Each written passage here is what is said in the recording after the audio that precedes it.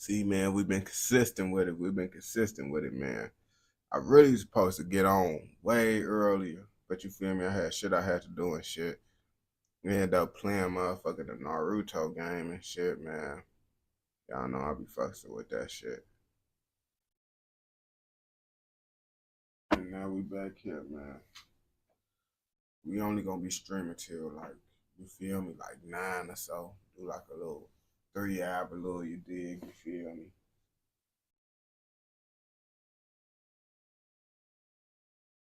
Testing, testing, testing. 3 2 3, 3 2 3.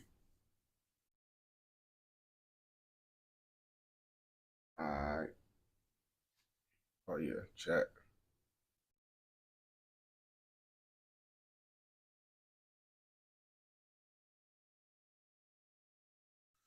Alright.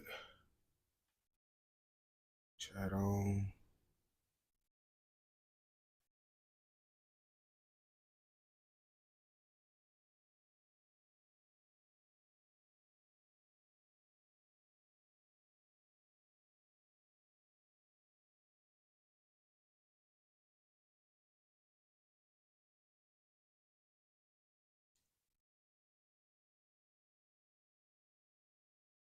Hey, look, Jefferson.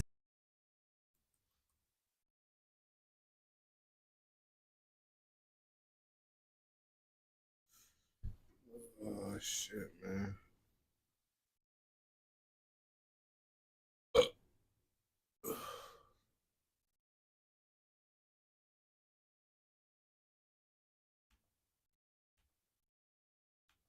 Yeah, dude. Hey, look, Jefferson Z Money ain't go to heaven on my dead grandma. They went somewhere. Ooh, hey, I don't even want to tell you where they went. I ain't gonna lie. My homies can't go to heaven on my dead grandma. We did too much to go to heaven. I know where my brother went. Hey, bro, at least he ain't a hypocritical ass nigga. Cause I be hating them hypocritical ass niggas that be doing the most diabolical shit and be like, oh yeah, I know my people's in heaven. Nigga, y'all just killed hella motherfuckers, pissed on niggas' graves, this, that, a third, and you know your heaven, you know your homie going to heaven. Like, come on, bro. You gotta be real with yourself now. Like, motherfuckers really do the most diabolical shit. They be like, man, my homie going to heaven. Yo, what's the word? I know where my brother at. My brother, he 50 miles away. He 50 miles. He 50,000 miles away from heaven. On my dead grandma. We don't go to heaven.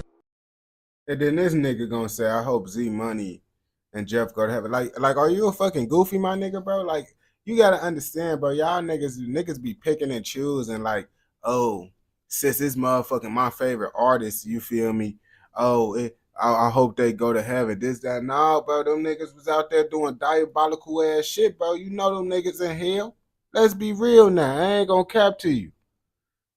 Real, on Twitch. I don't even be using Twitch. I still love God, but we don't go to heaven, so I know my video. I know where I'm going. In today's video, I'm gonna discuss Bloodhound Q50 and Bloodhound Lil Jeff. They was like pretty much the Chicago Batman and Robin, going body for body, no Diddy. Chicago Batman and Robin. This what y'all grown men be coming up with when y'all be seeing these niggas doing Chicago shit. You get them superhero nicknames. Okay. There's 7 bodies that Bloodhound Q50 is alleged of having, and that'd be Lil Crew, Lil, D Money, who was a female, Lil Deuce, Monty, Lil Rob, and Baby KD. Now, how do you know that this nigga did all this shit? Like, how do y'all really be knowing for sure? Like, I feel like, bro, it ain't no real way to know if a nigga did some shit, bro. Like, y'all bloggers be saying this shit. Y'all don't know that shit. The only way y'all ass can know some shit is if that shit in the news. On game. And I ain't gonna lie to you, these niggas be lying. They say they did some shit. They didn't even do the shit, bro. So it's just like, if you don't got the proof, you can't even be saying that shit. And then it's like, shit, it is what it is, though. Bloodhound Q50 is a menace and he's bloodthirsty. He was shot in the chest previously and survived, so he turned his savage up even more after that. One hit that he would be alleged to be on with Lil Jeff was the shooting of both Monty and Lil Rob while they were downtown at school. Literally. 2 teenage boys were shot and killed while walking out of a high school Friday afternoon in the Loop, Chicago police said. As 2 families and a community mourn, Chicago police have continued to search for the gunman responsible for the brazen daylight ambush. It appeared to be business as usual on Saturday, just a day after the boys were gunned down in front of their downtown high school. Great to have you with us. First at 5, a CBS 2 exclusive. This video just into the newsroom. A key clue for police. Video showing 2 high school students shot and killed under a busy L station in the Loop today. Good afternoon. I'm Joe Donlin. And I'm Erica Sargent. Police say gunmen opened fire on a group of teens as they walked out of school near Washington and Wabash today. CBS 2's Suzanne Lemonnier is live at the scene with more of that exclusive video. Suzanne.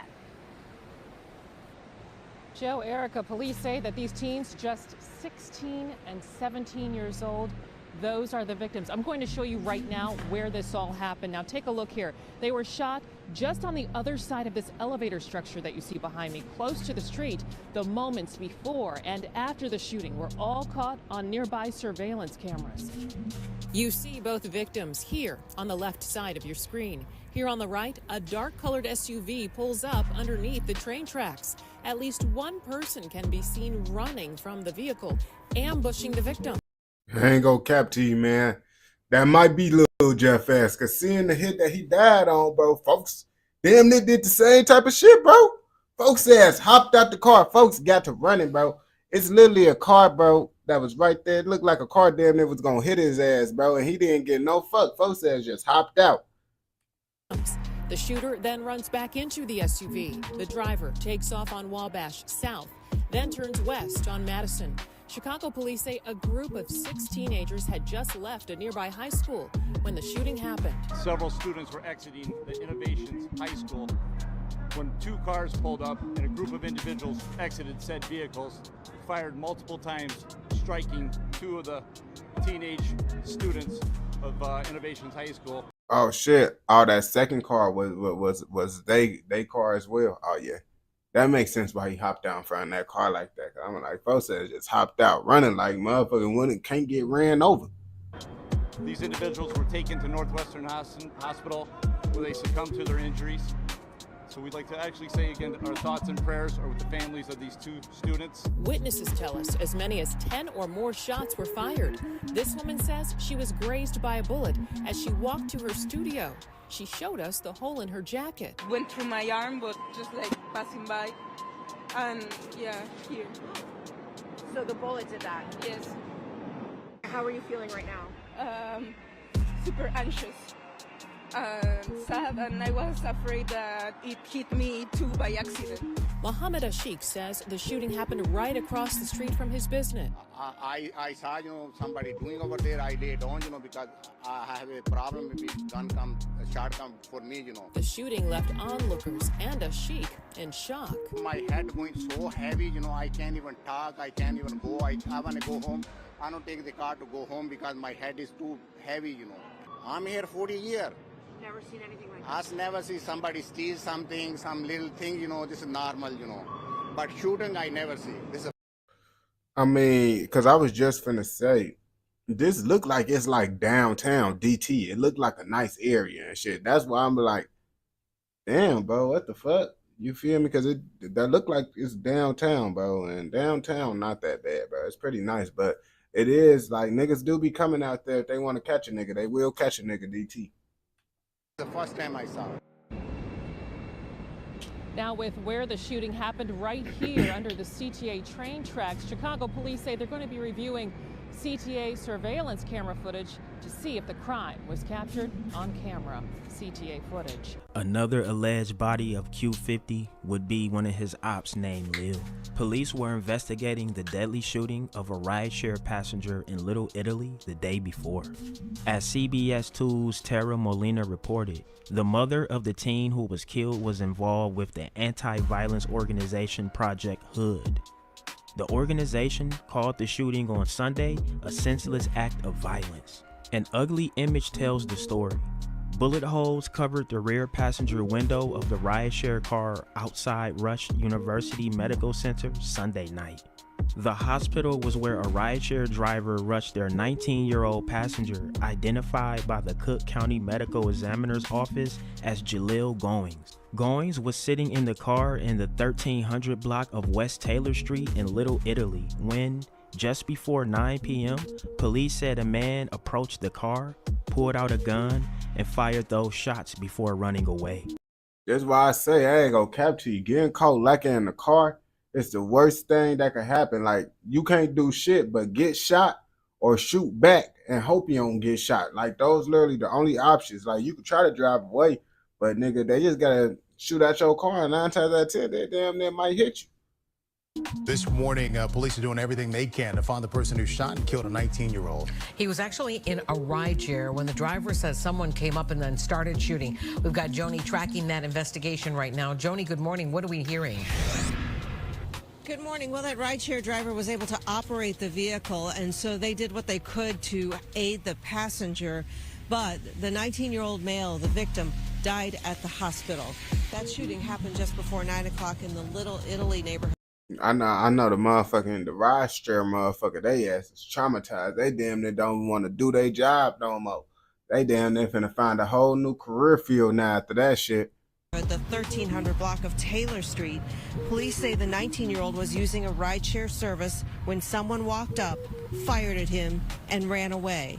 There were multiple bullet holes in the passenger window of that vehicle. The driver took the passenger straight to Rush Hospital's emergency room, where police were called.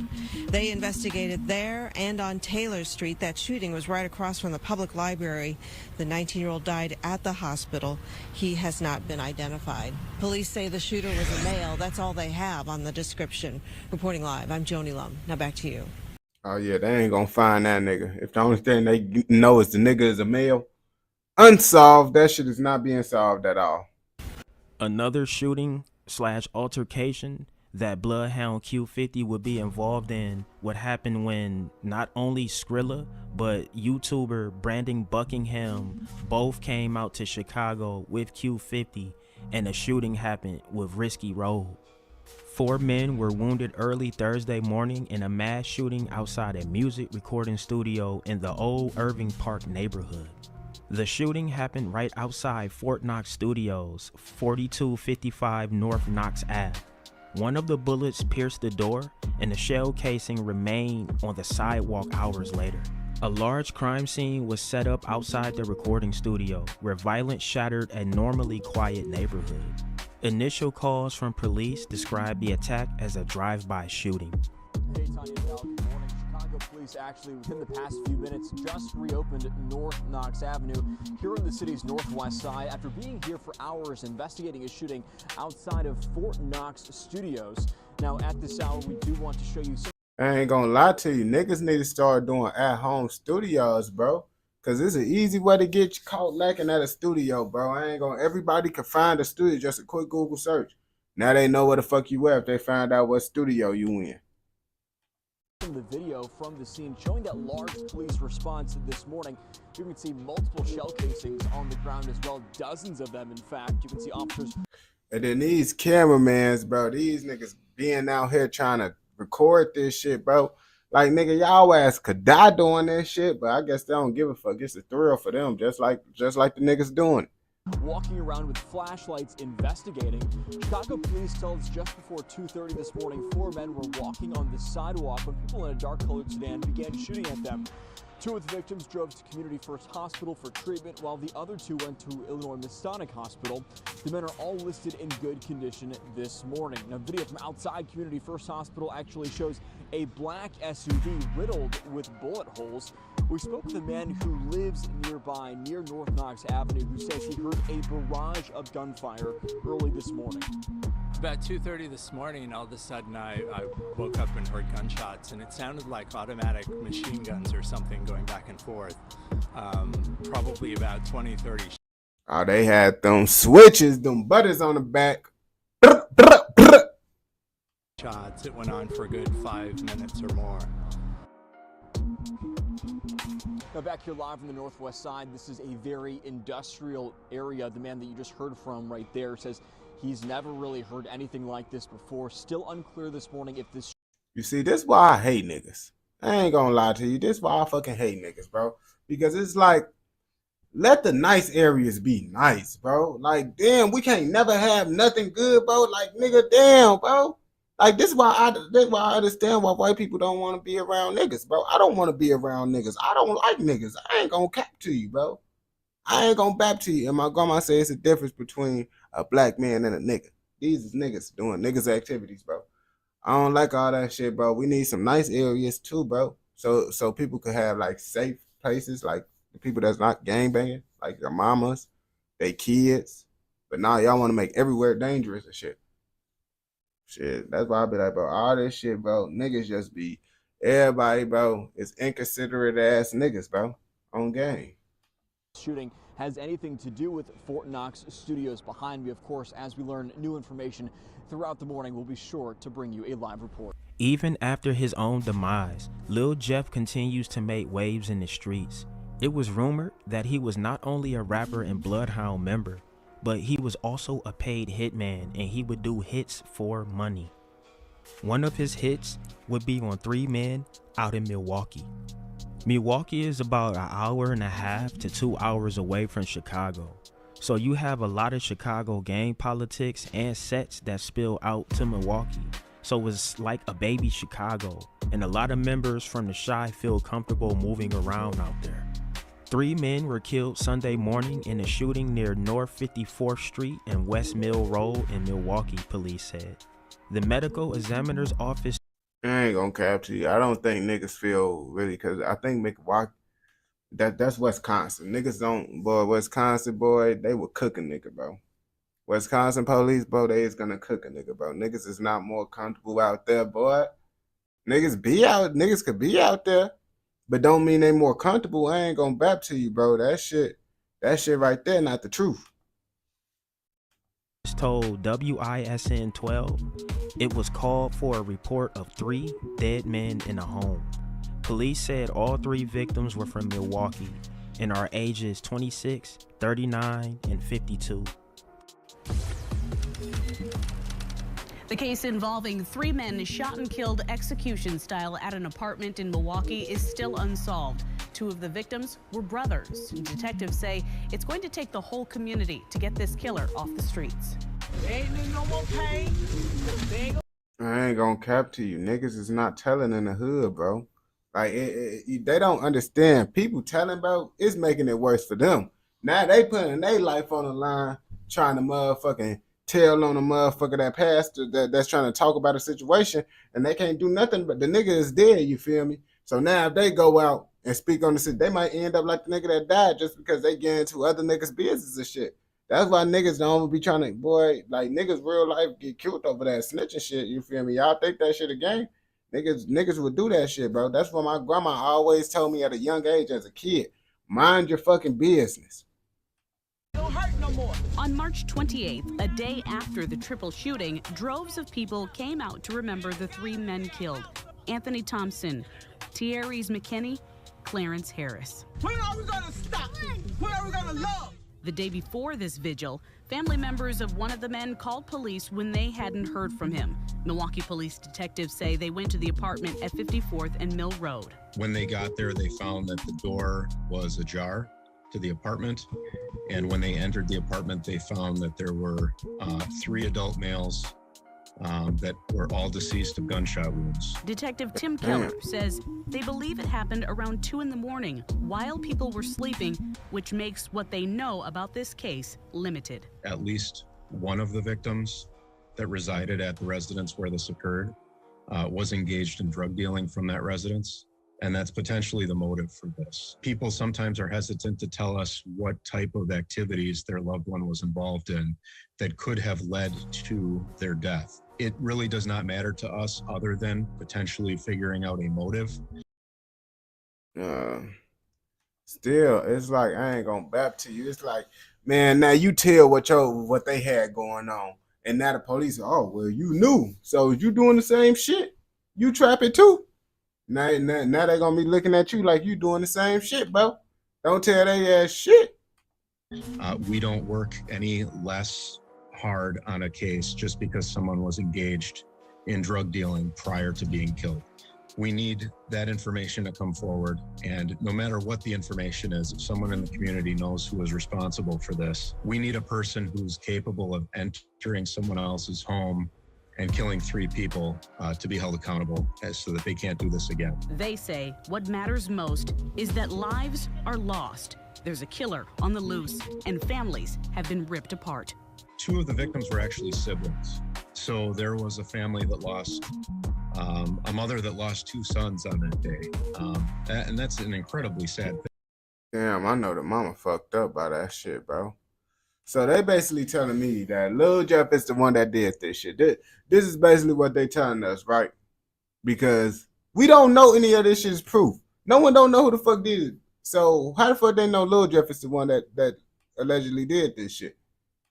When you think about, it's hard enough to lose one person in your family to violence, unexpected violence, but then to lose 2 people at the same time, and then there's another family that lost a loved one, and so that's 2 families that were grieving over something that is just, there's no excuse for what occurred there, none at all.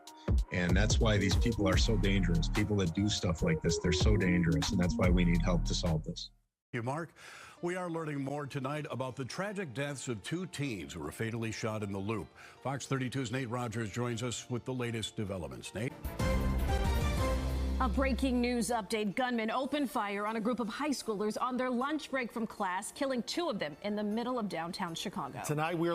Damn, they got them on their lunch break. I ain't gonna cap to you. They low-key had that shit planned out like a motherfucker. They low-key damn near knew someone at the school that was telling them, oh yeah, they finna be on lunch break. Woo, woo. This down the third, because the school, it's so many motherfuckers. I ain't gonna cap to you. Folks ass down they got backdoor, bro. Someone down there at the school probably gave up the location, bro. He didn't even know it. Well, of course they already knew what school they was at 9 times out of 10. But knowing like, oh yeah, catch him on his lunch break, this down the third, you feel me?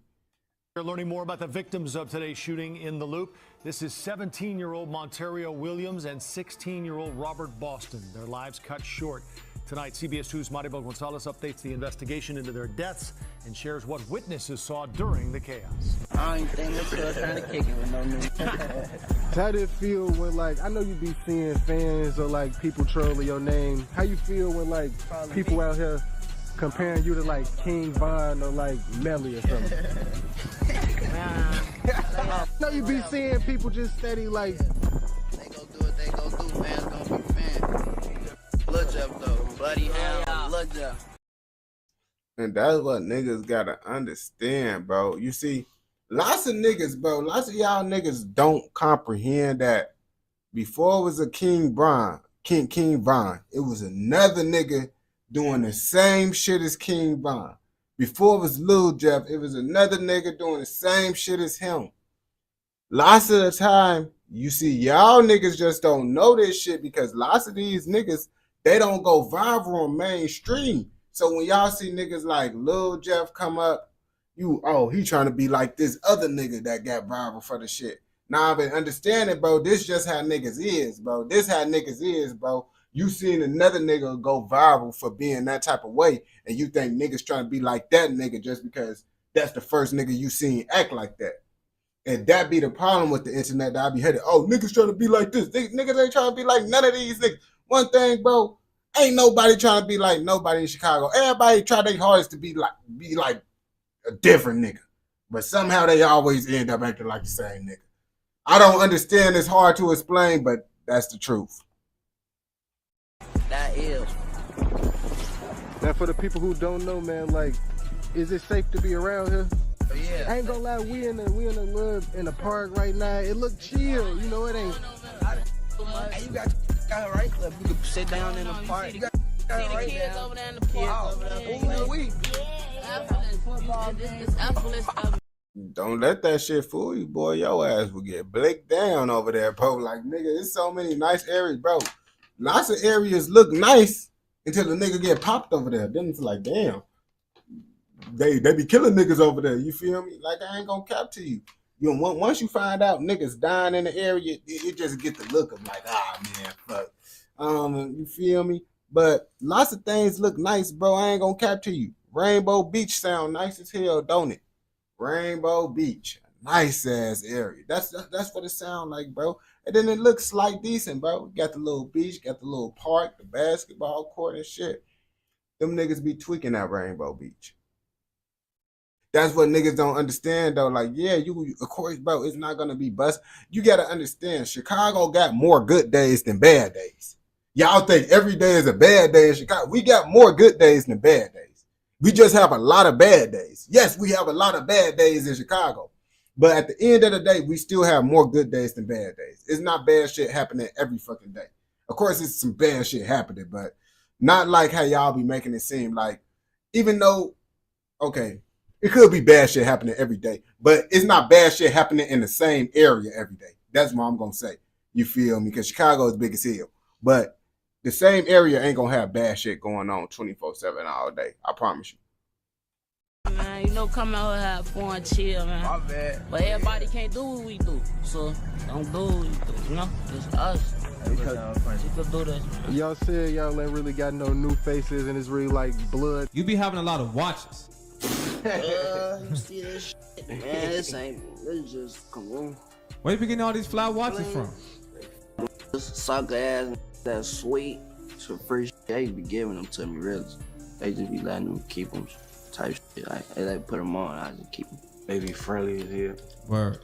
They let me see this. Yeah, never. He low key. Niggas probably think that he lying, but he damn near is probably telling the truth, bro. Niggas be goofy as hell. Niggas, oh yeah, let me see that bitch. That bitch dancing, gang. That bitch slight decent. Let me see how that bitch coming. Put that bitch on. Oh yeah? Oh yeah? Oh yeah, this bitch mine now. Appreciate it, gang. You see, he gave it to him, did he not? That's how niggas really do that shit, bro. Just once they put that, oh yeah, this bitch, oh yeah. Once a nigga hit that, oh yeah, you cooked, bro. Whatever you gave him, folks, is not yours no more. If any nigga in Chicago, you handed nigga some shit, and they be like, oh yeah. 9 times out of 10, they gonna get on your ass. They ain't gonna bap to you, and they gonna try to take your shit. I'm really borrowing it right now. I'm about to say he never I'm asked. gonna give it back soon. I just borrowing it. Hey, so you ever thought about like going to buy your own? I gotta do that for. I got my own. Well, it was like it's both of us. And then we got another one. And then it's another one, but it's not here right now. One of the other guys got that. Have someone ever tried to take like some of your belongings from you? I ain't gonna lie. They did run off on me before. I will tell you that. Just did what they did. Talking about nothing at all. I'm talking about at all. Yep, I just took my L and moved on. I ain't gonna bap to you. Like I tell niggas, bro. Niggas gotta understand, bro. Every nigga done got before. It's about if you keep on getting got, bro. Like that, and it take a real nigga. And if you haven't got before, your ass wasn't outside for real.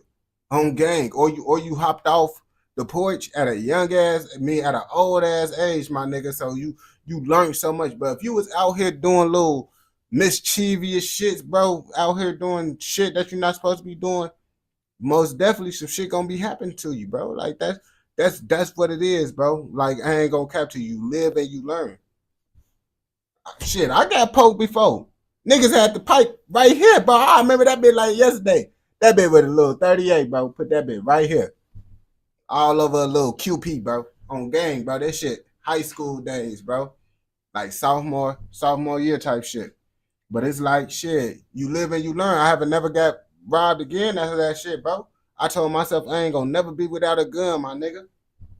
Now if I got robbed again after that situation, what that make me? A goofy. Because it happened to you once, you didn't learn from it, and it happened to you again. Now your ass is a goofy, you feel me? Once happened to me one time, will never happen to me again, you feel me? That's what make a goofy when they keep on happening to you. Everybody gotta go through some shit and learn to move better. And honestly, in the situation where I got robbed, bro, it was really because I was hanging around with my cousin. Folks ass didn't listen. And I had to be a real nigga, be like, all right, I ain't finna let you go by yourself. Knowing his goof ass was finna get robbed. But I'll be like, okay, we gonna go with him, bro. And what I thought happened. We got robbed. But shit, that's for another day. Lil Jeff, aka Bloodhound Lil Jeff, or Lil Jeff Hardy, or even Lil Jeffrey Dahmer, was a black stone from Bloodhound/Drill City. He was most known for claiming the highly publicized double homicide of Monte Williams and Robert Lil Rob Boston, which took place on January 26, 2024 in downtown Chicago. Monte and Lil Rob were from Nitty Block. He was also a rapper who mentioned the double murder in multiple songs, as well as many other murders, and had claimed in several songs to have 10 or more bodies. He was killed on June 8, 2024, while attempting to kill a rival gang member. Hell. Who's that on the block? I ain't gonna cap. Lil Jeff ass, I know his ass had to be off some shit when he got killed. Because folks ass got to running through the motherfucking, like, your homies and shit shooting behind you, bro. You trying to hawk a nigga down. You hawking a nigga down while your homie shooting behind you. That's how niggas could easily get shot by their homie on accident. If I was Jeff Foe, boy, these niggas shooting behind me, bro. Why the fuck am I finna run where these niggas shooting at? But folks says, you know, when you off that shit, bro, you get, bro, I tell my niggas all the time, bro. I'm like, bro, you take that shit, motherfucking, and the nigga, and you feel me, bro, you take that shit, bro, you gonna know how that shit feel. I literally, every nigga that I know that damn that did some shit, they was off some shit, gang. I ain't gonna bap to you. Most of the niggas that I know that did some street shit, gangster shit, that, as y'all would say, they was off that shit. My grandpa was even tell you, bro, my grandpa was locked up for damn near all my dad life, for my dad whole childhood, gang. My grandpa got, bro, this shit documented. Folks got locked up for a body, bro. And he'd tell you real deal, bro. He was on some high shit when he caught his body, bro. And he'd tell you most niggas be on some high shit when they catch bodies, bro. And this me coming, this a nigga that actually do this shit, you feel me? Because my family and shit, really, all that shit that niggas be talking about in this shit, bro, like, this my family, real life, gang. And not saying these niggas ain't living that shit, but this YouTube shit, I'm just watching this shit so we can react to this shit. This shit don't excite me, none of that shit, because niggas be thinking, oh, you excited by this shit, why you reacted to this shit? Nigga, bro, if I wanted to see this shit, bro, my grandpa could tell me real life stories about shit. I ain't gonna cap to you. If I put my grandpa on the interview, bro, he would tell, bro, come on now. I put my pops on the camera, bro. All this shit, y'all gonna be like, damn, folks, these niggas really got stories. Cause they older too. My people's older too on gang, so they got way more stories and shit to tell. But we reacted to them. My peoples ain't putting that shit on the internet. They the ones that's putting it on the internet, so that's what we're gonna react to. But my grandpa situation, this shit, you can look up his whole court case, you feel me? That shit over with, done with. Dummy. Dummy. You know I got the biggest. I got the biggest. I had the biggest strap on me. I kill anybody that play. They thought my dead uncle, we this our shit. All the ops. Boom, boom, boom, boom. Multiple members have paid their respects to Jeff after his death, as well as professional boxing champion Gervonta Tank Davis, who commented on Vert's Instagram post dedicated to Lil Jeff. The 10 bodies that Bloodhound Lil Jeff is alleged to have are Lil Gutter, Clay, 2 unknowns from Milwaukee, Boogie, Lil, D Money, Lil Deuce, Monte, and Lil Rob. And the crazy part about it, the way Lil Jeff was acting, I honestly think folks says, I know Jeff got some bodies for sure. Folks says got bodies. Now, all them bodies, I don't know, bro. Like, I ain't gonna cap to you. Like, that shit, like, I don't know. I don't just get to believe in anything now. But I know Jeff was most definitely like that, folks. Like, motherfucker, and I ain't gonna cap to you. Most niggas that's like that, you feel me, they gonna end up going out in the street way. And I'm telling you, bro, most street niggas don't die a peaceful way, bro. I'm telling you, bro. It's all, they either gonna die in jail or die doing some street ass shit, bro. That's how you know a nigga was street. Nigga die doing some street shit. He most definitely doing street shit, bro. It just that shit caught up with him. January 26, 2024, Monte and Lil Rob were waiting for the bus downtown when they were shot and killed by 2 to 4 shooters in broad daylight in front of dozens of witnesses. And I ain't gonna cap to you. Folks says, bro, he's steady just saying the same shit over and over again. I like Storm the Pete, bro. He just had the same shit. Now he talking about it like, bro, just be trying to make his videos longer, bro. Let me get my scissors so I can roll my thonky, bro. Y'all can listen to this bullshit. Witnesses and multiple cameras. The murders became high profile due to the fact that the murders in this area, especially during the daytime, in front of so many witnesses, are extremely rare. And the fact he probably that talking about the same shit. Brothers, 2 Same teenage shit. boys were shot and killed while walking out of a high school Friday afternoon. Come on. in the Loop. Right, we were just talking about these niggas in the beginning. That's why I be like, I ain't miss shit. This nigga, but shit, I'm on the same type of time, and let's make this video long. More money for me. Chicago police said the shooting took place around 12:25 p.m. I gotta roll up near this Washington stonky. That's why we Street watching and it. Wabash Avenue. The boys were among a group of students walking out of the Innovations High School. Police I know said all this shit that's happening. 2 cars arrived at the scene, and a group of masked defenders fired shots at the students, striking the 2 victims. Thank you, Mark. We are learning more tonight about the tragic deaths of 2 teens who were fatally shot in the Loop. Fox 32's Nate Rogers joins us with the latest developments. Nate? Detectives are still reviewing surveillance video and speaking with witnesses about this case. Volunteer groups were also out here throughout the day patrolling much of the area just to provide residents with an extra layer of safety. The victims are now identified as 16-year-old Robert Boston and 17-year-old Monterio Williams, both students at Innovations High School. That's sad. It's very sad. It's disheartening. Yeah, my heart is hurting. Saturday, a window was seen boarded up as detectives continue to track down the killers. Police say the teens were exiting the school's building here along North Wabash around 12. I ain't gonna bap to you. It's more dangerous being in school now, bro. Like, it was dangerous being in school because niggas was bringing pipes to school, bro. For sure. But I feel like the niggas that was bringing pipes to school, they wasn't doing that shit to, like, you feel me, really tweak out at school, you feel me? It's more so like, you know, nigga, you walking home from school, this, that, and third, nigga, get on your ass while you walking home. You don't got a pipe, this, that, and third, bro. But most niggas, last thing a nigga want to do is want to shoot by a school, in front of a school. You know, niggas ain't trying to do that shit, bro. But now, these niggas don't give a fuck. They popped, bro. I seen the video, bro.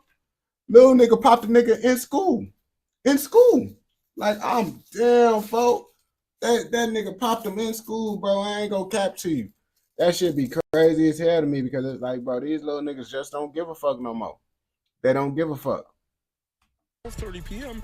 before Damn, bro, being why my ambushed camera by keep doing this occupants shit, bro? inside 2 vehicles. Witnesses said the rapid gunshots sounded like fireworks. There's no confrontation. Like I said, several individuals exited 2 vehicles, approached the group, and fired multiple times. Both students were pronounced dead at Northwestern Hospital. The school's principal taking to Facebook saying this incident has, quote, devastated students, faculty, staff, and community at large, and they appreciate the outpouring of support. Ayiri Isabole, who works in the building, says now she's certainly on high alert. I just want to be safe, right? Anybody, there was an innocent bystander who got grazed by a bullet, you know what I'm saying? Had nothing to do with. Get a job. Terrible content for real, for real. Nigga, this is fucking reactions, you fucking goofy. Yo ass need to get a job, not me. Now I'm finna cook your ass because I wasn't even watching this shit. I was rolled up. Boy, your ass is a bum. Let's be real, gang. You don't even got your own crib, nigga. I pay all my bills from social media. Nigga, hold on. Let's Google me real fast, bro, while we at it, bro. Can we Google your bitch ass? Hell nah, bro. Your ass is a nobody. On game. These reactions. Do you not know I've been doing content for 4 years? Ooh, I live with my grandma. Nigga, I got my own house. What? Nigga, and I left my mama house before I graduated high school in 2020. You bum ass little boy. Let's be real now. Your ass is a goofy. Hold on. Let's see who is also Everest, bro, while we at it. Let's see. Your ass is a goofy. Broke ass boy. Ain't this me? I'm not even known for doing reactions. I'm not even known for doing reactions, you dumbass little boy. Fuck are you talking about? Let's be real. We is not known for motherfucking doing this shit. Nigga, I just started reactions. Nigga, you can't even get $1 from your content, nigga. You gotta work a job the rest of your life. Goof ass little boy. Let's be real now. Come on now. Stop all that. Your ass don't got shit.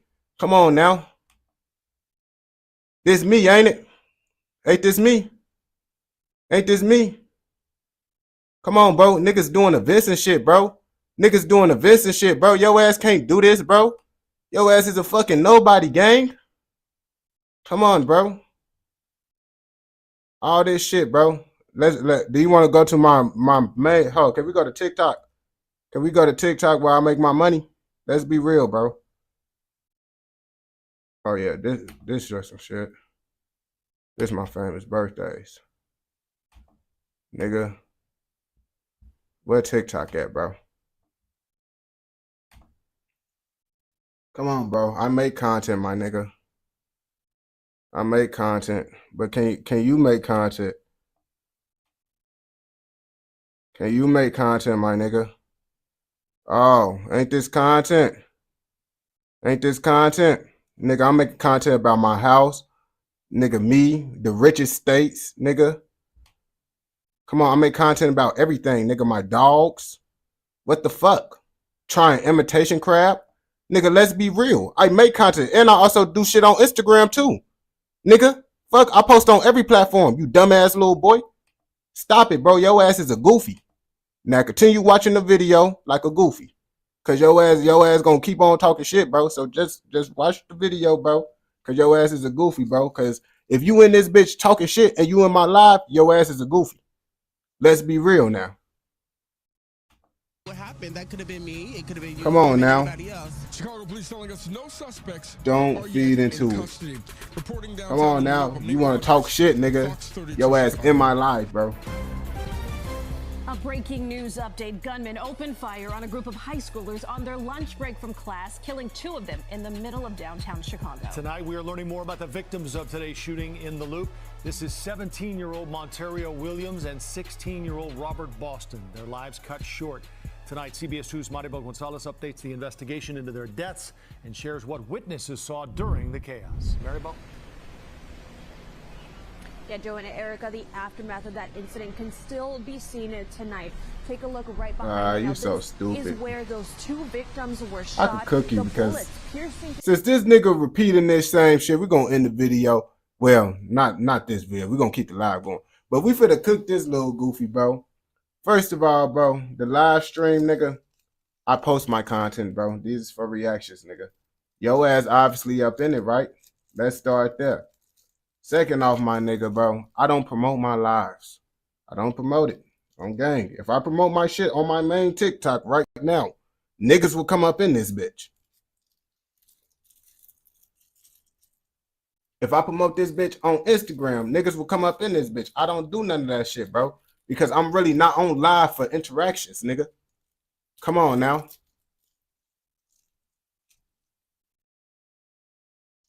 Nigga, I could go on TikTok right now and have hundreds of people on my live right now. And then just flip the camera and tell them, everybody who want to continue the live, be on this bitch. But I'm not doing this shit for that, my nigga. Whoever joined this shit, they in that bitch, bro. I fucks with them. But come on, my nigga. I'm not doing this shit for the views, my nigga. Do you not see that? Why you think I end the video with, oh, motherfucking, if you ain't fucking with this video, go ahead and go watch another motherfucking video. Why I end every video with an outro? Cause nigga, this shit, oh yeah, I see you just a goofy gang. You one of them little retarded little kids, bro. I see your parent raised the goofy, bro. My little brother wouldn't be doing this goofy ass shit inside the shit, bro. So I know your parents raised the goofy on gang. Yeah, I'm very disappointed in your parents who raised you, bro. I ain't gonna lie to you, bro. Like, this how I know you ain't gonna be shit, bro. On gang, you and this bitch hating, bro. I'm never coming to, hey, I got my own crib, bro. I got my own crib, bro. Take care of my own dogs, bro. I can walk around this bitch, do whatever. On gang. I don't think you could roll. Hey, I ain't gonna bap to you. My grandma and shit. You said this is my grandma crib. My grandma wouldn't let me smoke inside her house. My mama wouldn't let me smoke inside her house either. Hey, man. If y'all watch this video all the way through, I know your ass gonna fuck with another motherfucking video. Don't forget to like, comment, subscribe, and turn on post notifications so you never miss out any content like this. Go. You know we had to end the video because this nigga was saying the same shit, bro. So it's like we already know the niggas died in front of the high school and shit. So it ain't really no point in keeping this shit going. That's the only reason why I started entertaining the goofy. So when y'all see this video, y'all be like, bro, why is he interrupting the video to talk to this goofy, bro? It's because motherfucking this nigga that made this content really on the same type of goofy time. The nigga just keep on reiterating the same shit that we already heard in the beginning of the video. So it's no point in me, you know, I feel like it would be more better for me entertaining this goofy than y'all just hearing the same shit over and over again. You feel me? But now we finna go on to the next video because y'all already seen what the fuck going on with this Q50 shit, bro. The nigga just said the same shit.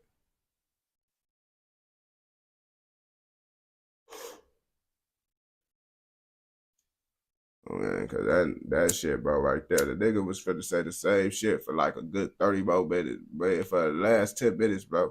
Cause the nigga said the same shit. Oh yeah, bro, it's Domino Point. Lil Durk linked to another murder for hire. On gang, we finna react to that. On gang, that shit, yeah. Let's go.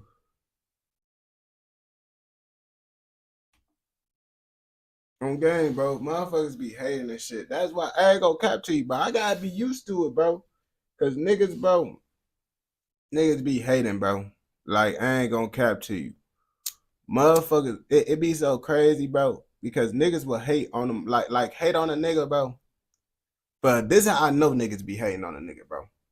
Because a nigga would say some dumbass shit like, boy, you need to stop doing content. You can't pay your bills. You living at your mama house.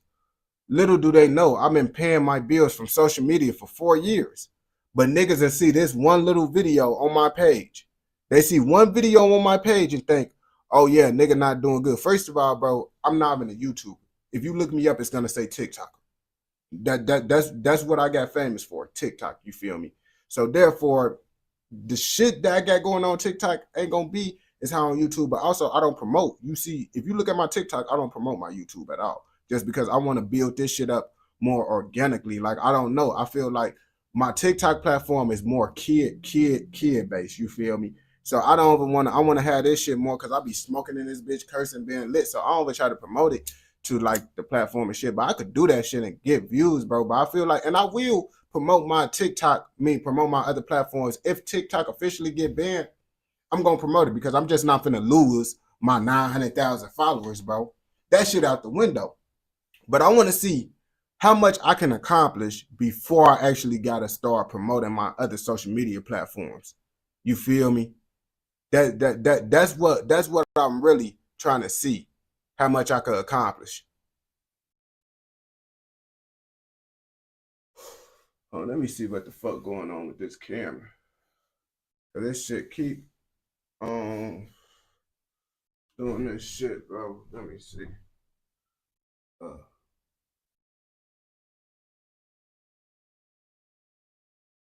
It's on 74, so what the fuck? Oh, I think I might be getting notifications or some shit, gang. I think it might.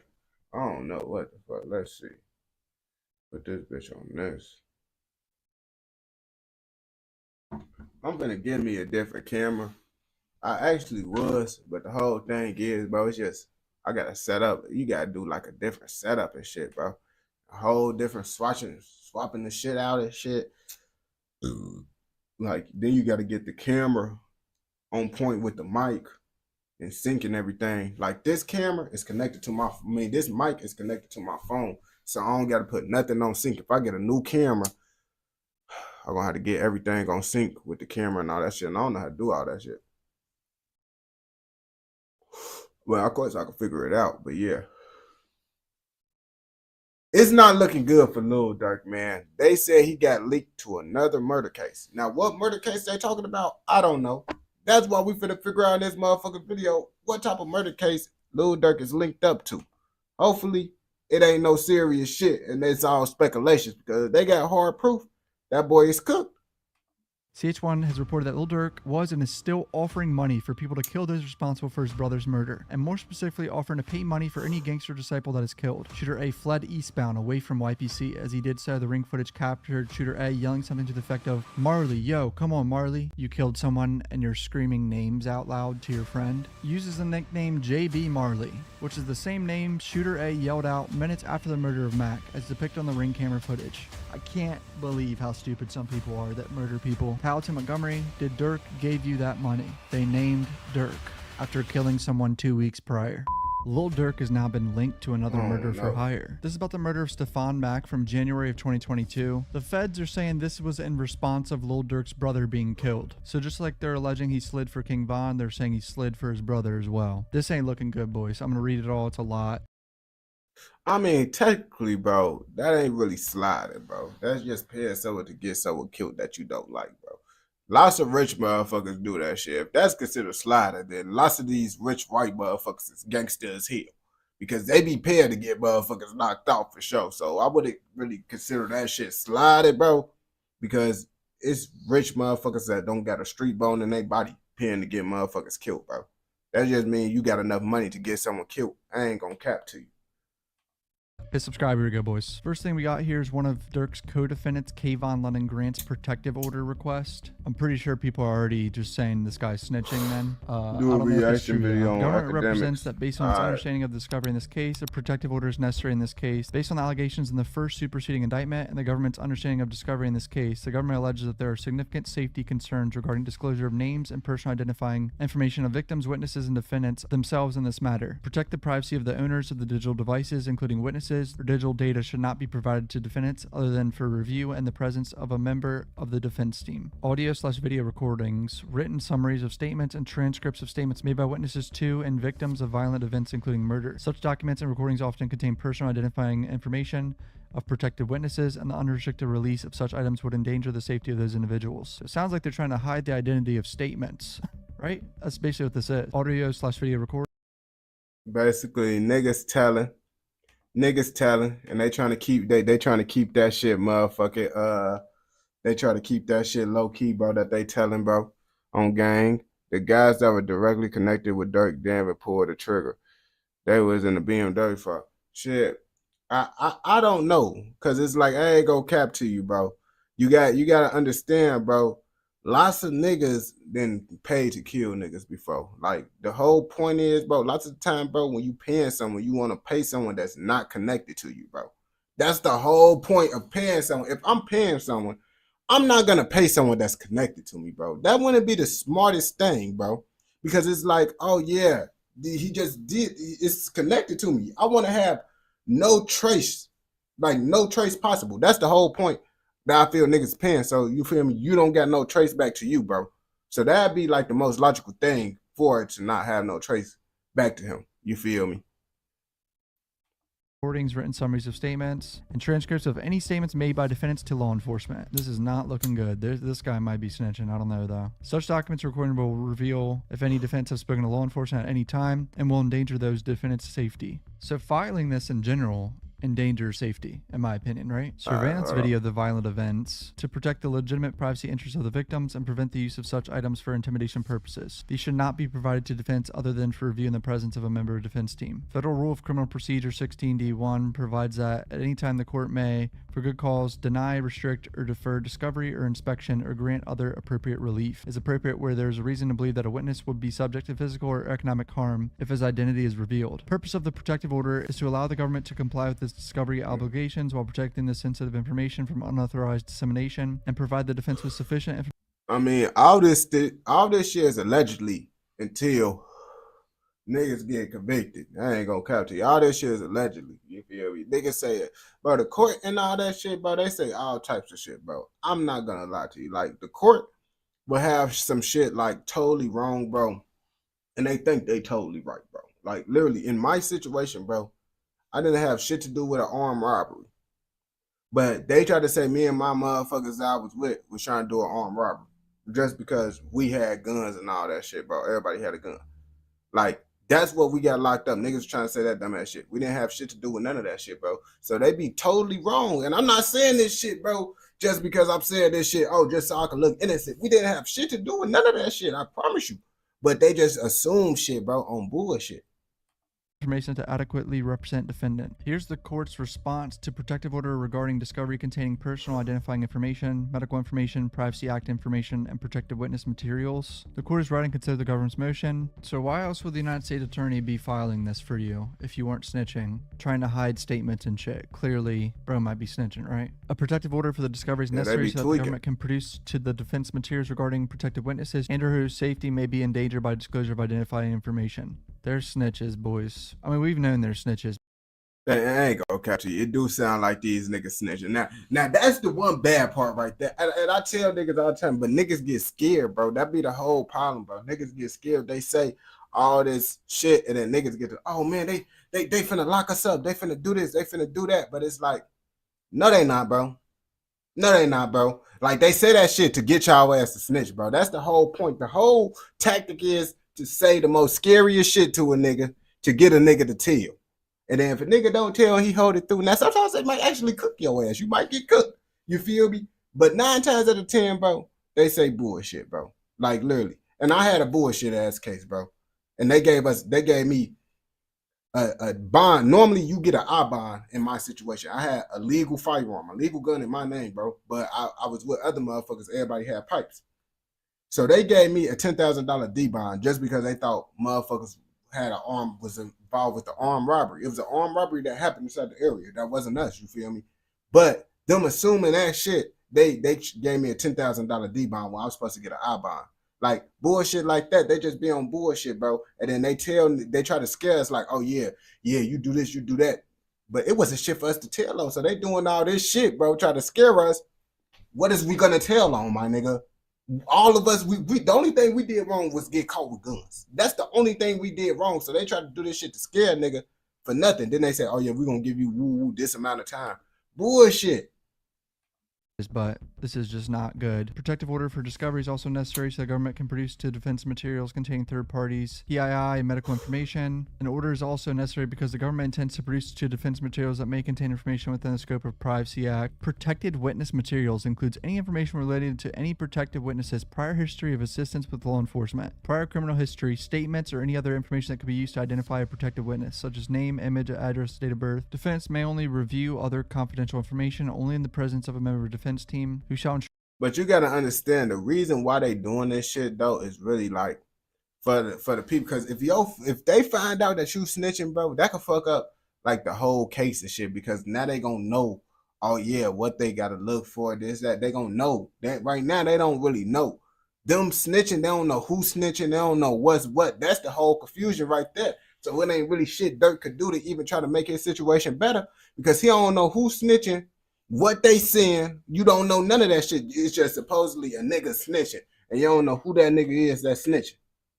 Ensure that defense are never left alone with such materials. Defense must return such materials to the defense team at the end of the meeting. Defense may not take any such materials out of the room. They can still remember everything they read and then tell people. Here's Dirk's memorandum in support of his request for pretrial release. Mr. Banks, a devoted husband, father, and son, as well as an internationally renowned musician and recording artist, should be granted pretrial release on reasonable conditions, but including the following: a bond secured partially or in full by $2.3 million in equity in 2 homes in Georgia. Okay, that's a good start. $2.3 million. Remember, Diddy put up $50 million or something, right? Did he do something crazy?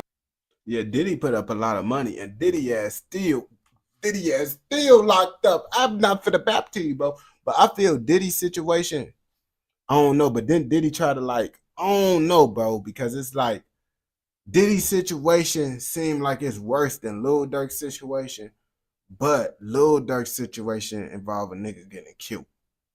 So I don't know, but Lil Durk could get that bond and shit, but you got to remember too, that nigga, they tried to lie and say niggas was trying to flee and all that shit. So, you know, niggas try to say that bullshit on a nigga so they could be able to say, oh, that's the reason why we can't give him a bond, because he was trying to flee.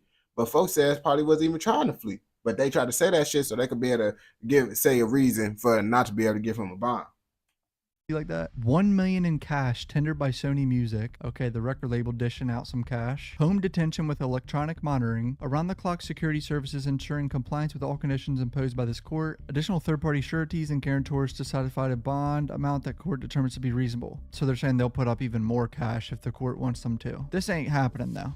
Promise you now. 100% not happening. And that's not even me being negative. That's just me being realistic. That's why I said about all the shit, but they try to say he was fleeing. That's why they do say all them little things, bro. They try to add, they don't understand them little details that they be adding, be playing a part on niggas get house. They be knowing what they be doing, bro. They be knowing why they be saying certain shit. So when a nigga try to get a bond, they, oh yeah, folks was trying to flee. Nigga, no, I wasn't. We don't know that. You know, and now that's a valid reason to not be able to give a nigga a bond, because they be like, oh yeah, he gonna try to leave. But it's like, that's bullshit.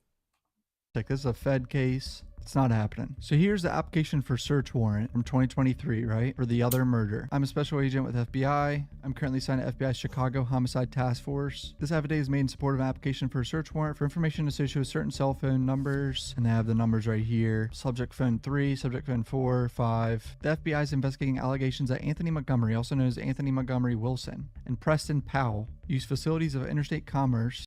Folks kind of look like T Grizzly a little bit. I ain't gonna lie to you. With the intent that a murder for hire be committed in violation of Title 18, United States Code Sections 1958 and 2, that Montgomery, Powell, and others conspired to use facilities of interstate commerce with the intent that a murder for hire be committed. Specifically, the FBI is investigating the allegations that Montgomery and Powell murdered Stephon Mack on January 27, 2022. Mack was shot and killed by 2 assailants while leaving the Youth Peace Center of Roseland. 2 assailants exited from a parked stolen car and began firing at Mack as Mack walked across the parking lot. As the 2 assailants were driving the parking lot, Powell, using subject phone 3, exchanged several phone calls with the user on subject phone 4. Law enforcement believes that subject phone 4 is typically used by co-conspirator A, but for reasons set forth below, may have been used by co-conspirator B. Co-conspirator B and A are brothers at the time of the exchange of calls between subject phone 3 and 4. The 2 assailants abandoned the stolen car at the scene in the parking lot after having murdered Mack. I believe that Powell and Montgomery were the 2 assailants. After the murder, Montgomery left his cell phone. Subject phone 1 was Montgomery's phone. Inside the stolen vehicle, he left his phone. No way. What the fuck be wrong with these niggas? So you telling me you going doing his and shit, and you forgetting your phone, the phone that can motherfucking get your ass locked up if they find the shit? That's how they know it was you that was there, because your phone was there. Nigga, that's the last. First of all, you're not supposed to be taking your phone on the hit, because niggas could be tracking your location and shit, and they be like, oh yeah, your phone said you was at this location at the time of the murder. You're not even supposed to have your phone. Honestly, you're not supposed to have shit to do with your phone. You're not supposed to be talking, texting, none of that shit. Because as you can see now, they got all that shit. That's got to be a burner phone, right? There's no way he left his personal cell phone in the stolen car, right? Please tell me this man did not leave his personal phone in the car. Powell called Montgomery 3 times.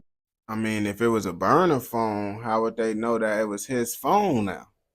I mean, they could still kind of find out, but I don't think it was a burner phone. From subject phone 1 from subject phone 3 minutes after the shooting, because they split up on foot in different directions. Powell was unlikely aware that Montgomery left his phone inside the vehicle. 34 minutes after Mack was murdered, Montgomery's girlfriend, the listed subscriber for subject phone 1, wait, hold on. So this guy's cooked. He really did leave a personal cell phone in the car that was linked to his girlfriend. This guy's cooked. Yeah, I told you, bro. That I'm pretty sure like these niggas didn't have a burner phone. Like these niggas is not those type of criminals, bro. I promise you, these niggas is not the type that's really thorough planning. No, bro, these niggas, boy, they finna get their gun, bro, and go slide, bro. That's what they do. What was he thinking? Called AT&T to report subject 1 as a stolen phone. Oh my god, this guy ran to his girlfriend's house, realized he left the phone there in the car, and told her to report it stolen, right? That's what this means. Approximately 3 minutes before contacting AT&T to report the phone stolen, Montgomery's girlfriend was contacted by subject phone 5. Okay, so someone called her before she reported it. 5 days after he abandoned subject phone 1 in the car, he obtained a new cell phone, subject phone 2. Montgomery used subject phone 2 to communicate with Powell, using what I believe is coded language to discuss when Montgomery was going to receive the payment for having murdered Mack. Oh no. Please tell me they don't name Dirk in this. You see that these niggas live. That's why they say, boy, don't do shit on your motherfucking phone, my niggas. As you can see, these niggas is motherfucking know everything that these niggas doing just because they send all the shit they communicating through the phone. Like, you gotta do the old-fashioned mouth to ear. That shit sound freaky as hell. In February 22, law enforcement seized subject Finn 2 from Montgomery and sent to his arrest in an unrelated case. There's probable cause to believe that the location of subject Finn 1 and subject Finn 3 and subject Finn 4 at the time of the murder will lead to evidence of the subject offenses, and that location of subject 5 in the period of time after the murder will lead to evidence of subject offenses. Because this affidavit was being submitted for the limited purpose of search warrant, I've not included each and every fact known to me concerning this investigation. I've set forth facts I believe are sufficient to establish probable cause to search the information. Bro's like, I'm withholding evidence. I ain't giving y'all everything I got on y'all. These boys might be cooked. Bro left his fucking phone in the car after killing someone. How brain dead. Background: the Smashville Gangster Disciples and the Mike City Black Disciples. They spoke with Chicago Police Department to help with all this. Gangster Disciples are commonly referred to as GDs. So majority of people watching this already know the backstory about a lot of this, and Black Disciples are commonly referred to as BDs. According to Smashville Member 1, the Smashville GD control territory in the vicinity of 83rd and 87th Street and Ashland Avenue to Damon Avenue. Smashville GDs have been in a deadly conflict with neighboring Killer Ward GDs and other neighboring gangs that operate and commit violence in the city of Chicago, including. And y'all, if y'all ain't know, King Von, folks ass used to be from Killer Ward and shit. Before he moved to O Block, his ass was living on Killer Ward.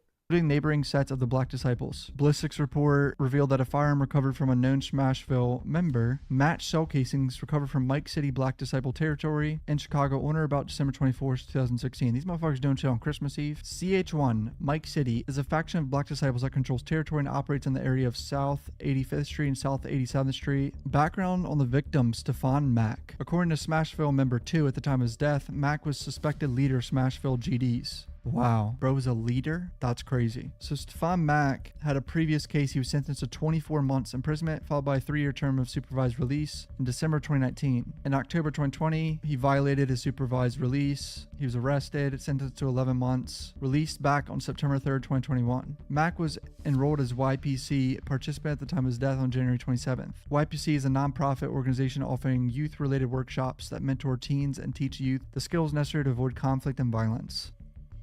They murdered this guy outside of that place, bro. That is so fucked. That's really sad, actually. Someone had to have given them information he was going to this place. That shit crazy, bro. And you know, Chicago news, they gonna overgas. They overgas. Like, oh yeah, he was trying to speak on this exact violence that was used against him. This, that, and the third. Woo, woo, woo.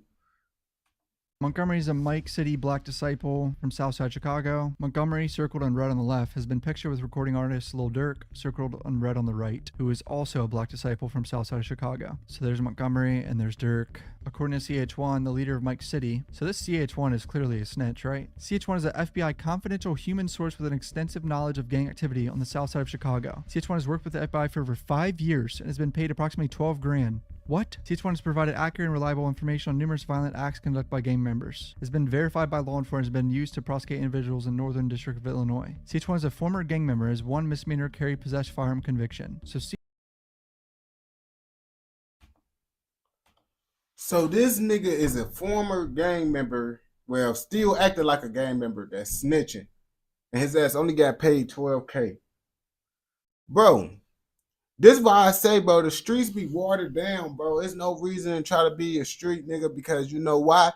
You would not know that you doing some street shit with a bitch ass nigga, bro. And the crazy part about it, you ain't gonna know that nigga is a bitch nigga till you get put into a situation and find out that he's a bitch nigga. And then 9 times out of 10, you might get cooked depending on the situation. You feel me? That's why I be like, it's no point.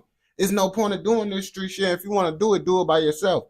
Because you never know now. You never know. Lots of these niggas, you see niggas becoming informants for $12K. That shit is crazy.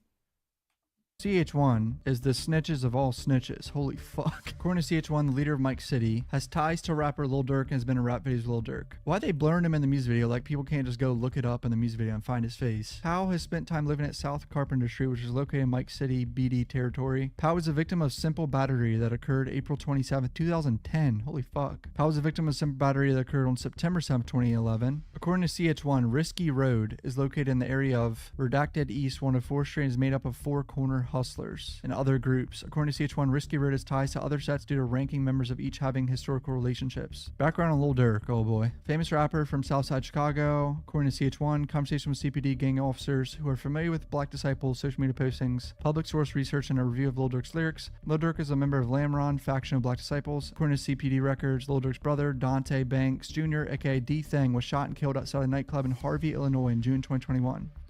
Yeah, you see, that's why lots of motherfuckers don't be understanding. Harvey is a suburb, if y'all want to know. But shit, you go to Harvey, you're not going to think it's a suburb. You're going to be like, boy, what the fuck is this shit? Like, why the fuck was his brother in Harvey? Like, Harvey is, that shit bogus as hell, bro. His ass had no business up in Harvey. Like, Harvey is a very grimy place. I ain't going to lie to you.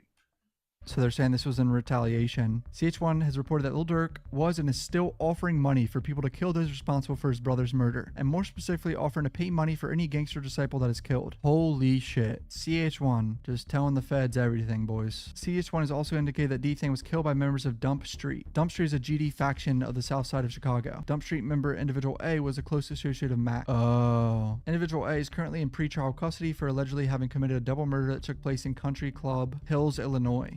Damn, you see, these niggas be getting wild at the birds, bro. I think Lil Recess actually got shot at Country Club Hills as well. And I ain't gonna count. Country Club Hills sound like it's a rich ass area, but it sound more richer than it look. I ain't gonna bap to you. So this guy's already in jail for another murder. Mac arrived at YPC at approximately 12:07 p.m. on January 27, 2022. At approximately 2:22 p.m., while Mac was still inside YPC, a 2014 black Chrysler sedan with tinted windows carrying the shooters drove into YPC's parking lot. The Chrysler was initially parked on the east side of the parking lot, facing YPC. At 2:25, Chrysler moved to the west side of the lot, facing eastward. The shooters remained in the Chrysler for approximately 40 minutes. These boys were in the car for 40 minutes, lurking, waiting in the shadows. There they are right there. Those windows are tinted as fuck. Mac exited YPC and began walking across the parking lot at 2:59. As he walked toward his car, two masked individuals emerged from the Chrysler, one from the driver's side door, shooter A, and the other from the front passenger side door, shooter B. They began shooting at Mac, who fled eastbound away from the shooters. Concerning Mac's autopsy and the record of evidence at the crime scene, shooter A pursued Mac on foot and shot him to death with a Ruger AR-556 rifle. Oh yeah, nigga getting hit with that 5.56, it's like lots of niggas be using choppers and shit now because niggas be surviving with them handguns. Dude, you get shot with a handgun, you got a kind of high survival chance, bro. A chopper, bro, that shit, that bitch hit you, it's damn near you ain't gonna survive that, bro. You get hit 2 times with that chopper, you fuck. Ran up on him with a rifle, man. Ring camera footage in an alleyway. After killing Mac, shooter A fled eastbound away from YPC. As he did so, the ring footage captured shooter A yelling something to the effect of, "Marley, yo, come on, Marley." You killed someone and you're screaming names out loud to your friend. Is that someone's name? Bro, my nigga. And it's all these cameras. Bro, you shouldn't even be talking, my nigga. All these cameras and shit out, bro. Y'all should be just dead silent, just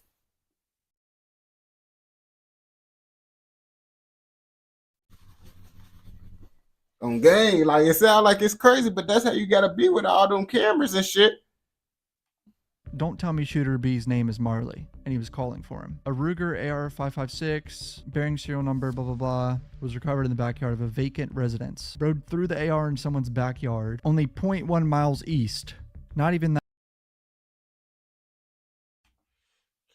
Nigga, I get why he threw away so far, because he didn't want to get caught with the hot pipe. But it's like, nigga, you doing that shit so close to the crime scene, bro. That shit, bro. Them niggas damn near, they search that vicinity for a lot of shit, bro. Like, they really be looking, bro.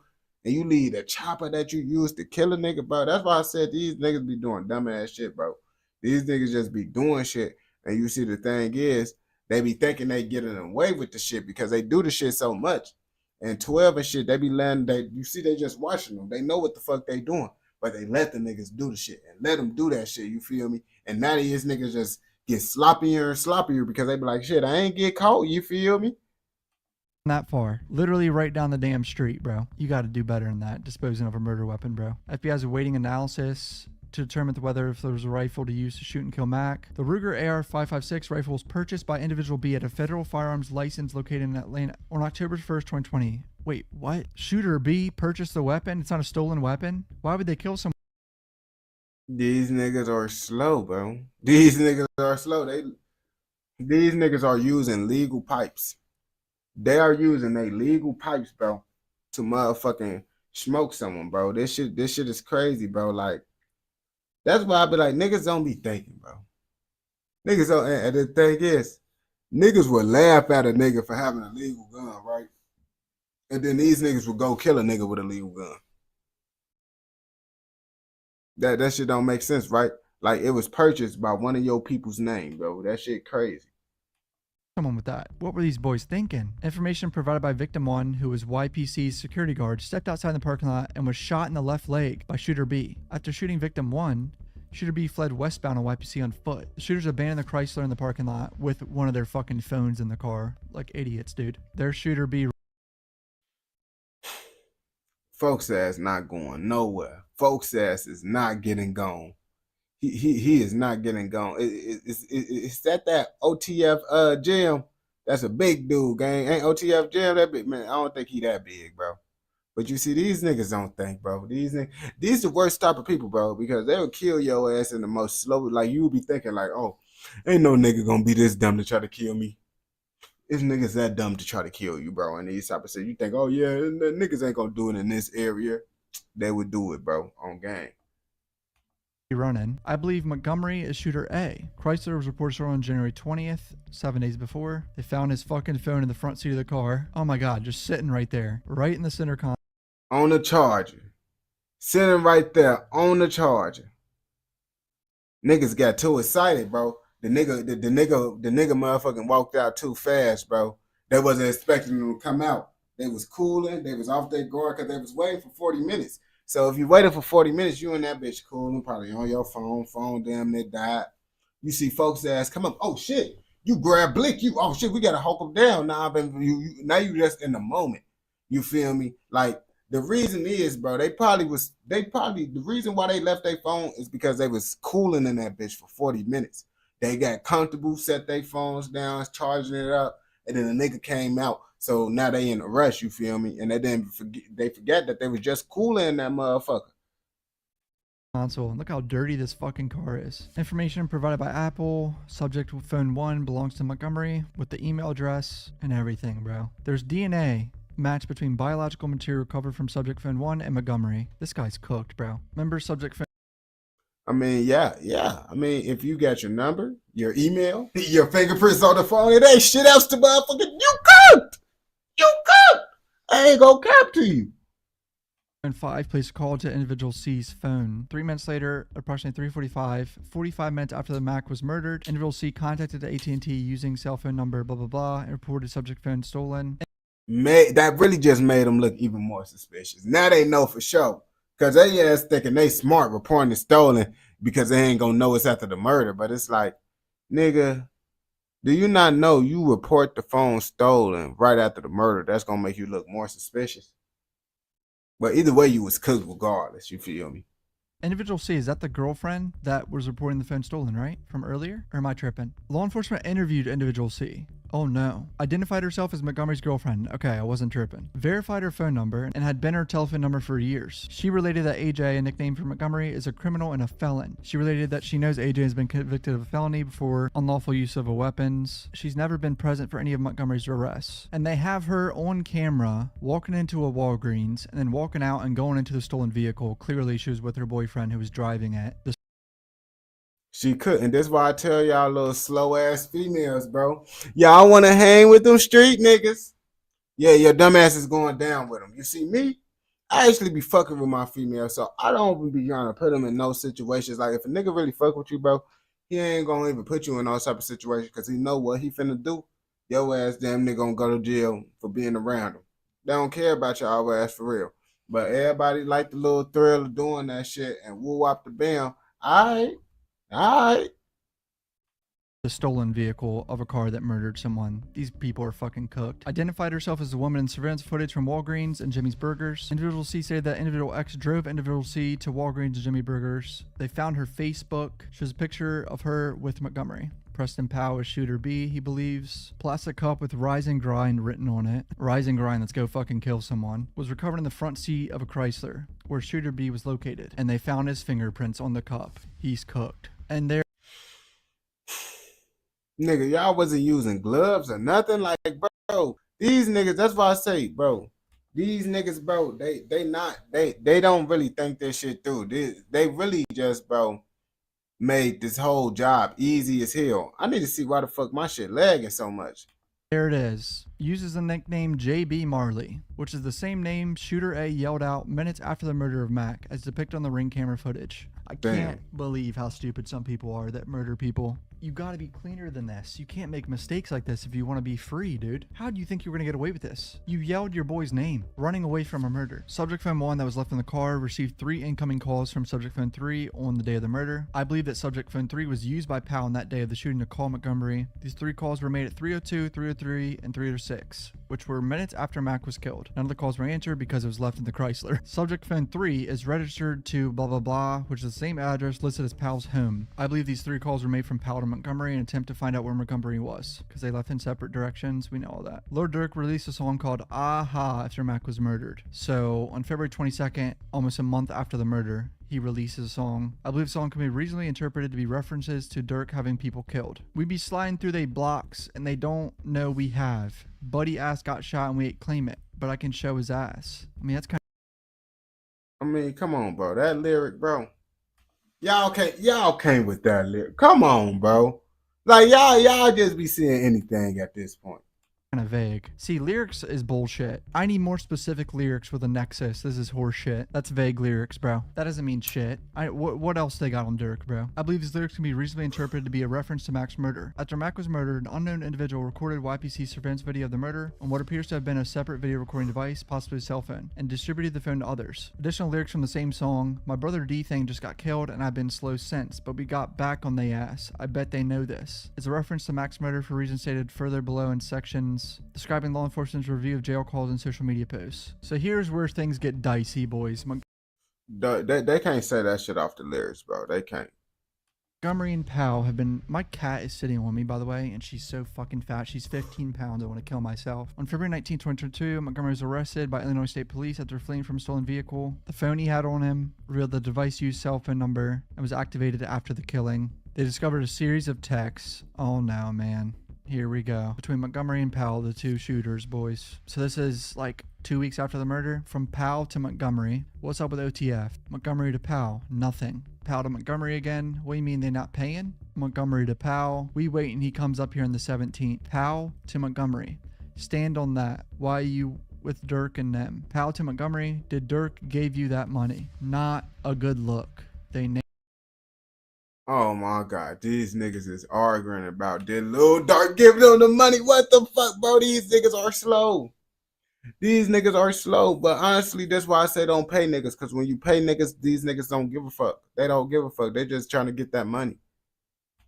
Named Durk after killing someone 2 weeks prior, wondering where the money is. Is that all the evidence they have on him? I wonder, they probably have more. This exchange of messages 14 days after Mac was murdered, when the user of Powell phone 2 asked his user of subject phone 2, what's up with OTF? These two were discussing Lil Durk and his affiliates. Well, fucking clearly. Lil Durk's record label is OTF. Subject phone 2 and Powell exchanged nothing. What do you mean they not paying? Subject phone 2 was indicating they had not been paid when user of subject phone 2 wrote nothing, prompting user of Powell phone 2 to question whether there was an issue with them being paid for Mac's murder. This is just not good for Durk, boys. We wait and he come up here on the 17th. He was indicating that he was waiting for Durk to come into town on February 17th. Pay them for having murdered Mac. Stand on that. Why you with Durk and them? The user of Powell phone 2 was user of subject phone 2 who insists on getting paid when he saw Durk on the 17th. The next day, when the user of Powell phone 2 wrote, did Durk give you that money? Fucking obviously, he's confirming if he got the money. Yeah, whatever.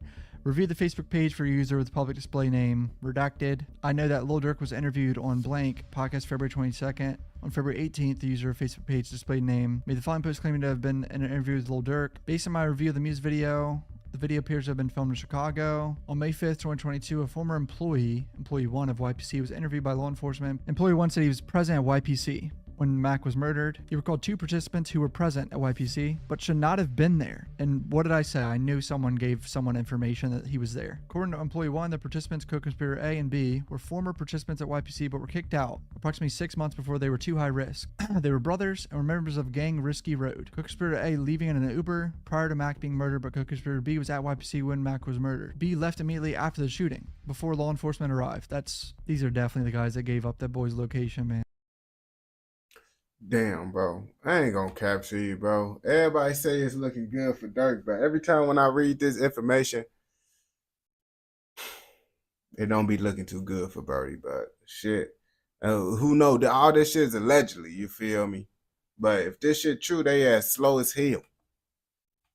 Employee 1 identified B in CPD dash cam footage exiting YPC after law enforcement arrived at the scene. Employee 2 told law enforcement Employee 2 drove conspirator B and approximately 3 other YPC participants home after the shooting. Employee 1 stated to law enforcement that he heard that after Mac was murdered, there was anywhere from $50,000 to $500,000 being offered for someone to kill Mac. $50,000 to $500,000 being offered to kill him. So that's what they're going to say is how much Dirk was willing to pay. So co-conspirator A's phone, subject 4, and co-conspirator B's phone, there were 7 calls and an attempted call between subject 3 and the phone number used by Powell on the day of their murder. And there it is. They were communicating with Powell. That's how they got the location of him. 7 different calls right here before the murder. Montgomery was flexing on Facebook. Picture of him holding up money with Lil Durk's song playing in the background. This is just, it keeps connecting Dirk to it, bro. Literally the guy that just murdered someone, allegedly, being paid for it by Dirk, putting Dirk's song on an Instagram post with the money. But he wasn't paid for it yet here then anyway, but either way, it's bad. Montgomery made the above Facebook post to brag and take credit for the murder of Mac, playing Lil Durk's music and hold a large amount of cash to bring the fact that he was paid by Dirk to kill Mac. And of course, jail calls, they're self-snitching. What did Montgomery say on the jail call, bro? On February 1st, 2022, individual I stated to unknown individual in summary, the individual I heard Lil Durk said that's for D-Thing.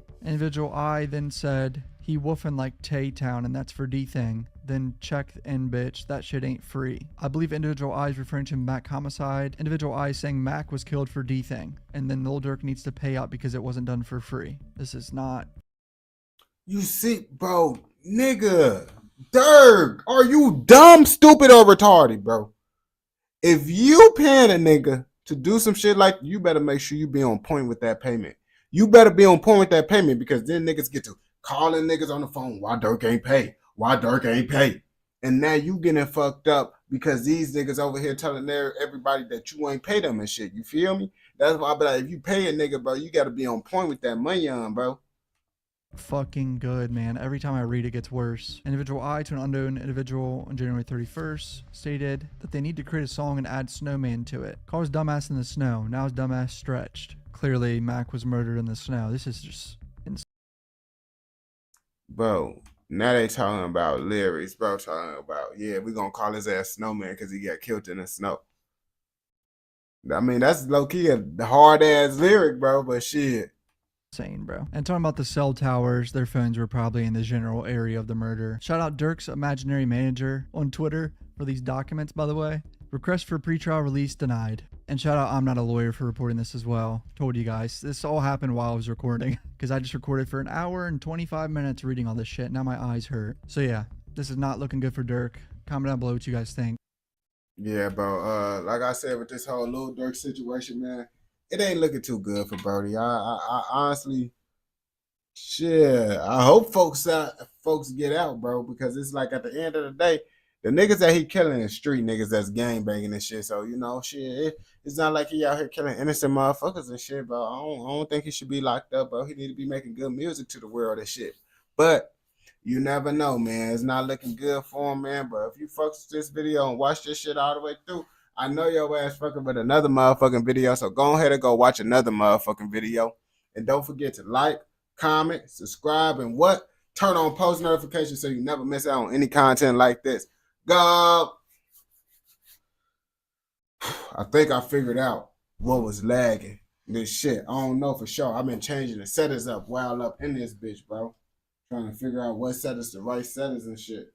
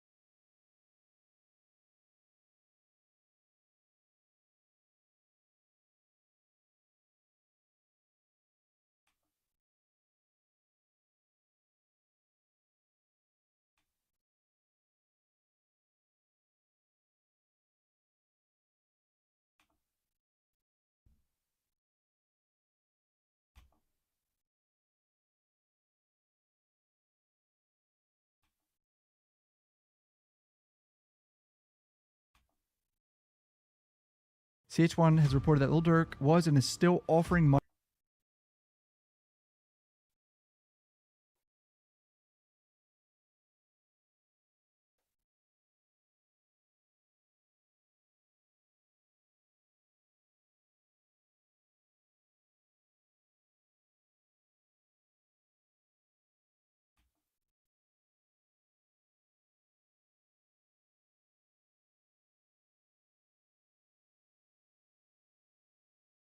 But what about the best ones in the league?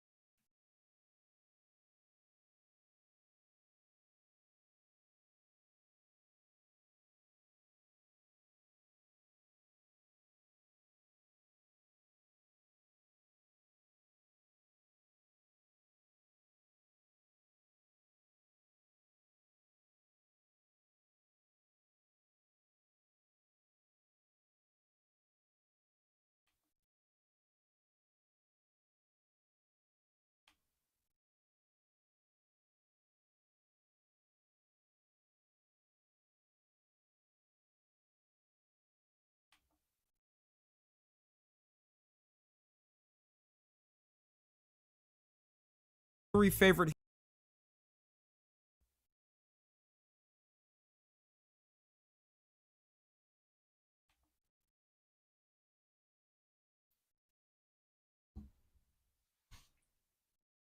So people is happy that the motherfucking CEO that got killed.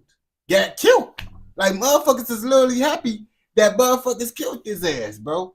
I don't understand why, bro. But we finna figure out why motherfuckers is happy that he killed the CEO. Like motherfuckers really acting like this motherfucker is a hero or some shit.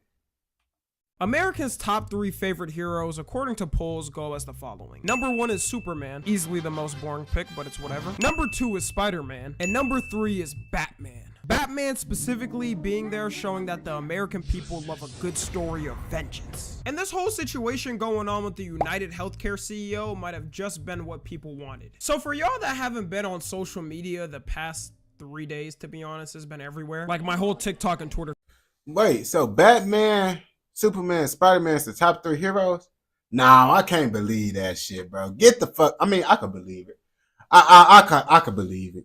Is just talking about this. On December 4th, 2024, the CEO of the biggest health insurance company in the US got ran down on and pew-pewed. And since I can't show the actual video because I'll get demonetized, I'll show a Fortnite recreation of it I found on TikTok. To the conference hotel, the suspect approached from behind and fired several rounds. And I think it was mainly the way it happened that captivated people. I honestly thought it was going to be some secret spy that infiltrated from another health insurance company. Hey, go back to you. Like the way folks did it, because they said folks had like a special surprise silencer and shit. They said folks' ass was motherfucking, he hit them smooth as hell. They said the motherfucker planned out and calculated this shit perfectly. I'm like, can't no regular nigga calculate this shit perfectly.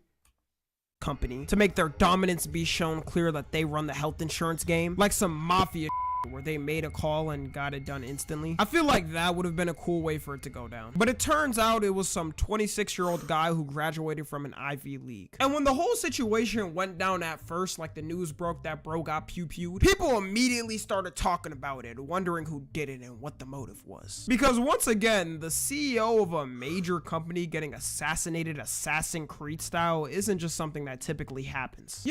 Yeah, and it was even more crazier because unlike lots of these street dudes, bro, this nigga really did a good job at concealing his face. Like, motherfuckers didn't know that this motherfucker was who he was for a good minute. That's why I'm like, bro, he got to be a special agent, because how the fuck his ass literally motherfucking not seen by the public?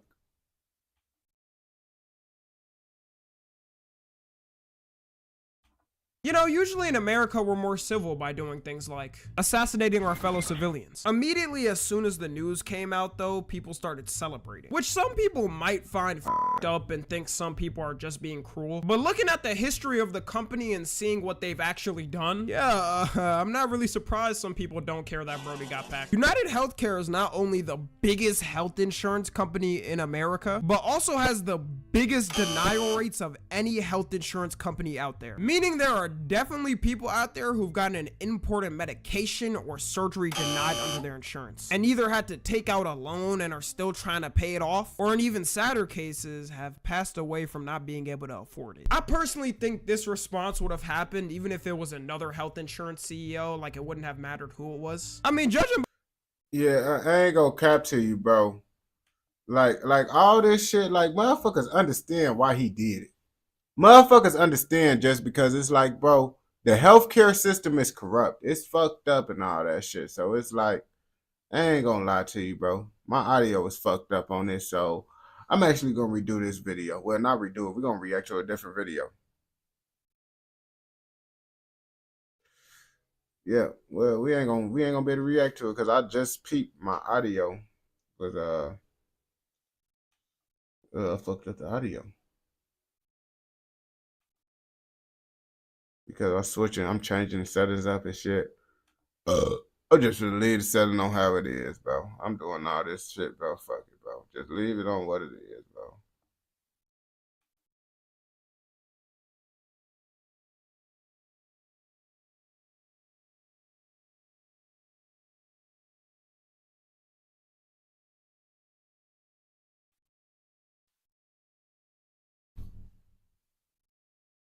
This motherfucker done scammed everybody inside the hip hop industry. How the fuck he scammed everybody in the hip hop industry? I don't know. That's what we finna find out inside this motherfucking video though and see. I see Kodak inside the picture, so I don't know. He might have finessed Kodak ass too. Black, Lil Durk, Bobby Shmurda, Summer Rae, Lil Yachty, Steve Will Do It, Cole Bennett, and many other celebrities. But how does he know all these people? Who is Carter Jamison? Well, his website says he's a 19-year-old serial entrepreneur, founder, and CEO of the digital marketing company Gateway Agency. But I think he's a liar. So to understand how this guy has made millions from lying, misleading, and scamming, we have to dig a little bit deeper. I mean, in his defense, lots of motherfuckers be doing the same shit on the internet. We just don't know about the shit till they get exposed. Some people just don't get exposed. Also, I just want to clarify, this video isn't necessarily to hate on him, and I don't want you guys sending hate his way because that's not really what I'm about. But I do think it's worth bringing awareness to this because this guy and other people like him have made tons of money from deceiving others. So I'm hoping that if nothing else, this video helps people not be so easily deceived. So Carter Jamison recently started getting a ton of attention when people found out he was dating Ali Lottie. If you're not familiar with Ali Lottie, she was... Oh, so this who the fuck this nigga is, bro? The motherfucker I don't fucks with this nigga, bro. Folks that was flexing Juice WRLD watches? Oh yeah, I don't fucks with folks that he a goofy.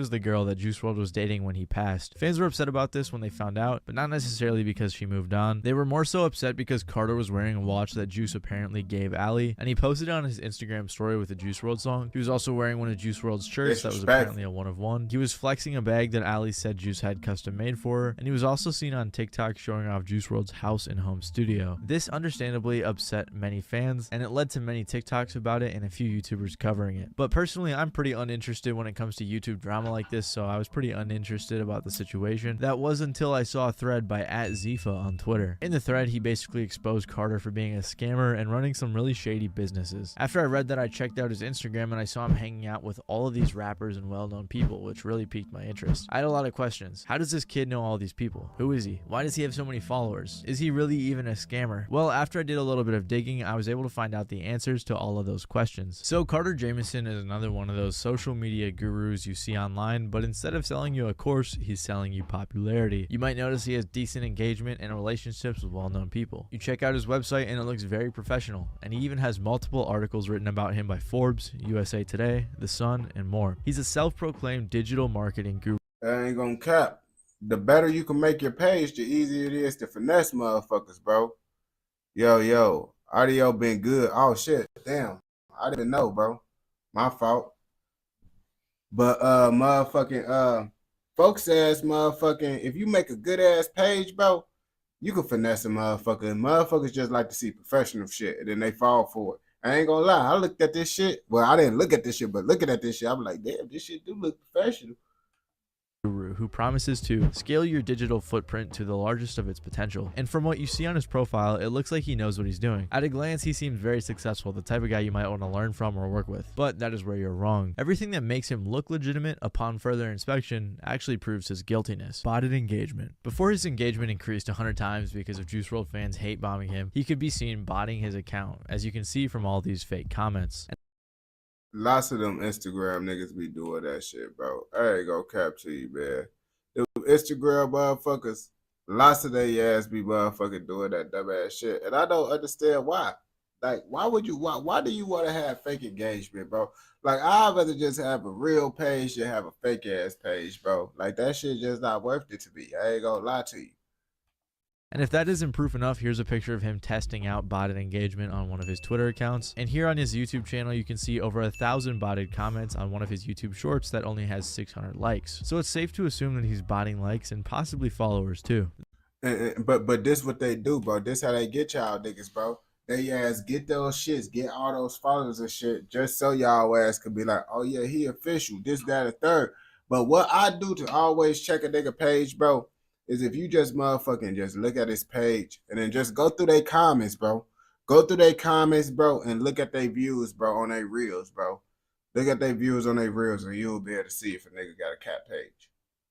Then there's his press. When I first saw on his website that he had a ton of articles featuring him and his business, it really made me think he was legitimate. But when you read the fine print, you can actually see that some of them are paid for. One says featured partner, one says promoted content, and another even says this story is paid for by an advertiser. Members of the editorial and news staff of the USA Today network were not involved with the creation of this content. Even though he said himself he's never paid for press, it looks like he has. I get all my press either naturally or someone comes to me and asks me. I've never actually just paid outright for them. And if he paid for these three, I'm willing to bet that he... Nah, the nigga, they said paid content. I ain't gonna cap to you. Why the fuck would the news even make a video about it, make an article about your ass, bro? Let's be real now. Be serious with yourself. They ain't just finna make no article about your ass, nigga. He paid for the others as well. And this is even more ironic because of the fact that he sells press publication on his Gateway Agency website. I'll talk about that a little bit more when it comes to his business. And the Forbes article that he linked wasn't even in his favor. Honestly, it kind of made him sound stupid. Finally, there's his followers and his relationships. This is important because when we see someone with a lot of followers, we tend to think they're legitimate. The deception exists because the large follower numbers trick our brains into giving out credibility naturally from the social proof. More followers means more credibility, right? But I don't think Carter's botting his followers or faking his relationships with these people. I think that's all real, and he's achieved it through his business. So Carter's main business, Gateway Giveaways, is doing giveaways with rappers and other influencers. He uses a method called loop giveaways where he partners with popular people to give away items. Carter and probably others will spam DM people with details about the giveaway campaign. They show the estimated growth and how much it'll cost to buy into it. And the reason that someone would want to buy a spot is because when the celebrity announces the giveaway, they have a variety of steps to win. Typically, they'll point you towards another account, and then they'll tell you to follow everyone that account is following. That account will be following all of the investors, so in return for their money, they will be receiving thousands of real followers. So when he gets that investor money, he buys the items for the giveaways, flies out to meet the influencer or the rapper, takes some pictures with them to make his Instagram look better, takes pictures for the giveaway, pays the influencer, and keeps a ridiculous amount of money for doing little to nothing. It really is an infinite money glitch. Yeah, bro, I ain't gonna cap to you. Yo, I didn't even peep it like that, bro, because I do be seeing them rappers and shit be doing that shit, and they be mentioning them niggas. I'm be like, man, why the fuck is they even doing this goof ass shit? But he paying them to do that shit. And the Well, I knew giveaways they was getting themselves paid, aren't but I did necessarily not scams. understand the They're not point. against Instagram's terms of service or anything. And I think he actually does give away the items. He might not, I'm not sure. I have seen people say they haven't gotten their stuff. That might not be true. But we have seen him choose who he partners with using some ethically questionable reasons. It was Asian DeBrat, who was King Von's girlfriend. And whenever he first passed away, obviously she was blowing up. And he's also bragged about partnering with Melly while he's in jail, photoshopping some PS5s onto a picture of him, so his business looks pretty shady. You can also buy into the Loop giveaways on his website through his business gateway agency, and his business offers a variety of other overpriced services. For example, you can buy different press packages that offer articles and other sorts of press, like this Google Knowledge Panel package, which costs $6,500 when you can do it for free yourself. Then in the description, he has the nerve to say, you must have 20 other notable articles already wrote about you to receive this one, which is another lie. And then he tells you to buy a different press package before purchasing this one. When you buy these press packages, you're paying thousands of dollars for something that can be done. Nigga, who the fuck would even pay for that shit, bro? And I ain't gonna cap to you niggas. I tell y'all this shit right now, bro. If you gotta pay to get famous, bro, it's not a successful way. It's not a way. It's cap, bro. It ain't nobody gonna tell your ass you can pay to get famous, bro. That's not how this shit work, bro. All this little courses and all that shit. No, just start posting and learning as you go. For $100 to $300, which his friend says in an interview as he agrees. For anyone listening, if you're looking for PR, you could essentially get an article written about you in New York Times. Now the salesman selling it to you, that article should be anywhere between $100 to like $300, but the salesman's gonna try and sell it to you for $1,000. Yeah. He sells ad management, verification, websites, billboard advertisements, and more. And I'm going to take a random shot in the dark here and assume that he does not deliver on all of these, and if he does, it isn't as advertised. Especially because apparently they only accept payments through Cash App, which is very... Yeah, listen. Ain't no official company is doing Cash App. If anybody tell you Cash App them the payment, bro, don't do it. It's not real. Don't fall for the shit at all. I ain't gonna lie to you. Very sketchy. And I guess he also used to sell paid shoutouts on his Instagram and then just delete them right away after you paid for it, which probably didn't really make a difference because most of his Instagram followers are either inactive or fake. And if none of this convinced you that his business is shady, all of the gateway Instagram accounts have botted engagement as well. For example, this one has 250,000 followers with under 1,000 likes on their recent post. Or this one with 150,000 followers has a couple thousand likes on each post and then oops, 23 likes, forgot to bot that one. Even if this engagement isn't botted, it's done through the Loop giveaways, and it goes to show that this so-called social media marketing guru is really just a liar and a fraud who creates an illusion to sell. Bro, I ain't gonna cap to you, bro. When I be seeing lots of those motherfuckers that be trying to give advice about content, social media, and all that shit, lots of them motherfuckers don't be knowing what the fuck they be talking about, bro. Because I be seeing this shit on TikTok. Niggas be like, this how you go viral on TikTok. This how you do this how you do that. I've been making a living from TikTok for like 4 years now. And lots of the shit they be telling motherfuckers to do on TikTok, I haven't did that shit. And I've been successful with the shit. So I don't know where the fuck they be getting this information from. And then they don't be getting as much views as me and shit. I'm like, how the fuck do y'all know this information and y'all can't even consistently maintain views? Like, that shit don't make sense. Like, I'm not telling motherfuckers how to do shit on YouTube because as you can see, I'm trying to figure this shit out myself.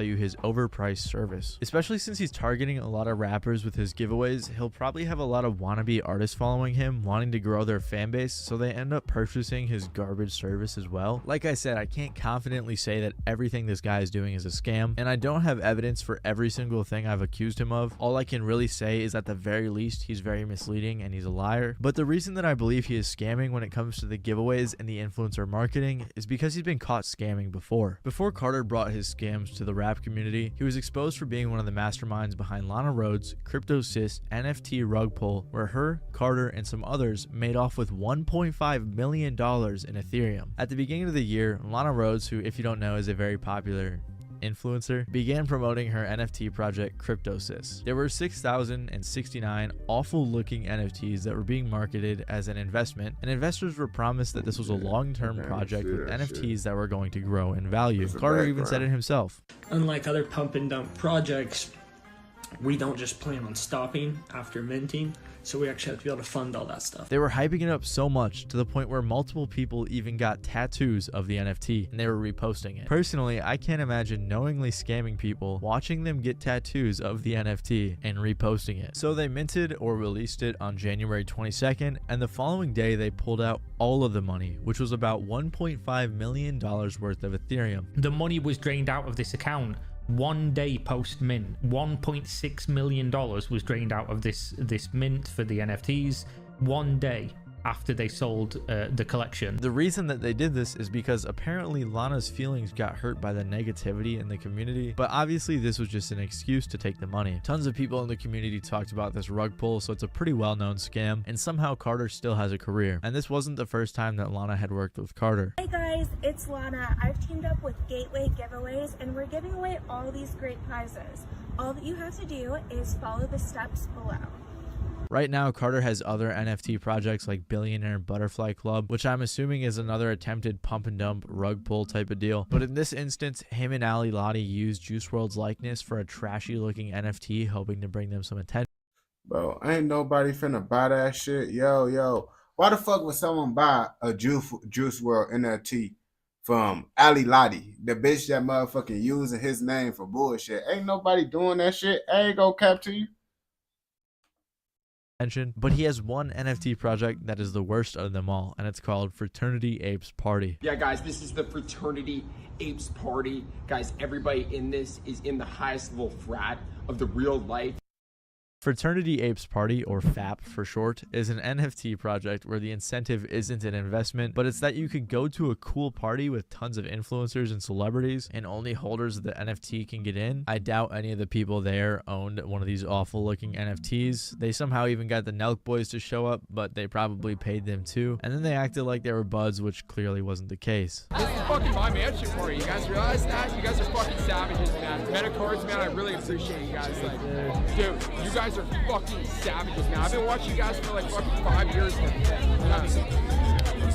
Dude, for real, you guys are hilarious. They also paid YBN Namir to promote this, as if that's gonna help at all either. This is probably one of the worst NFT projects I've ever seen. Like, who thought that this was a good idea? And they even ruined Naruto. He doesn't even wear a mask, and they give him a Sharingan, which just doesn't make any sense. So You see, they're just doing anything, bro. That bullshit, bro. They're trying to get that money on, bro. But lots of these motherfuckers be doing that shit.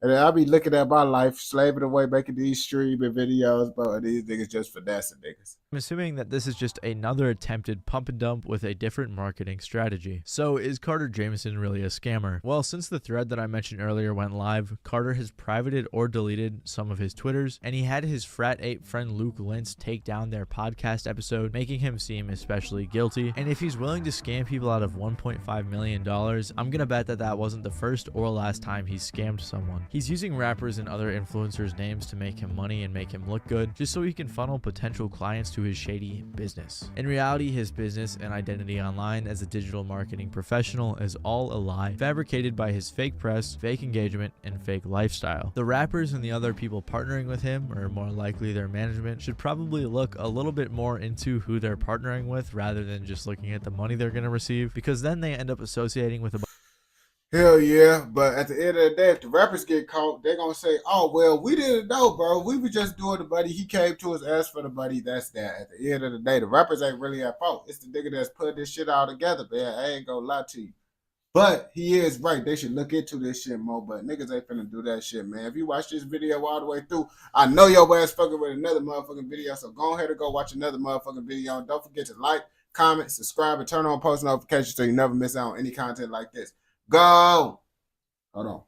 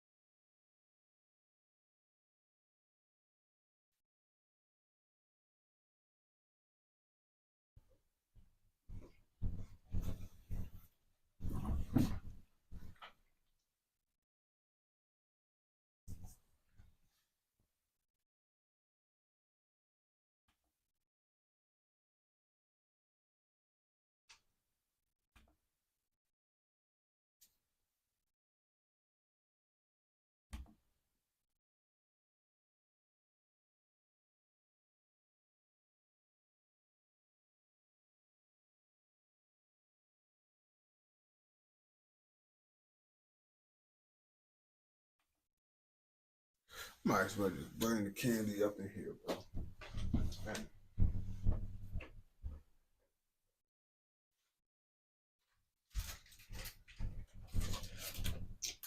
That's why I kept leaving, bro.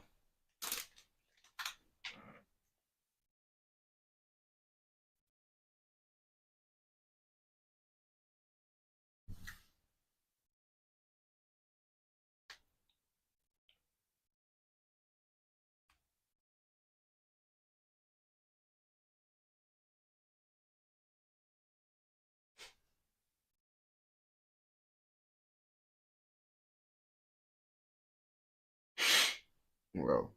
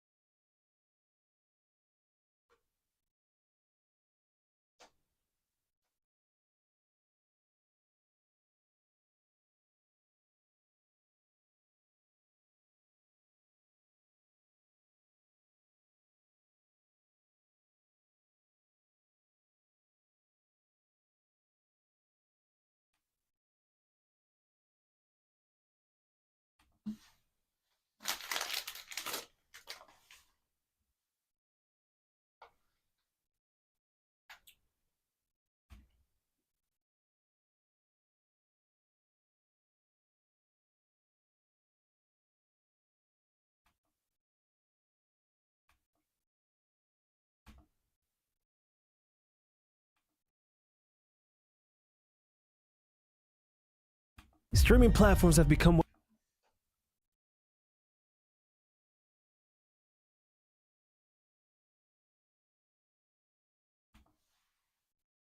Why the fuck my shit be lagging, bro?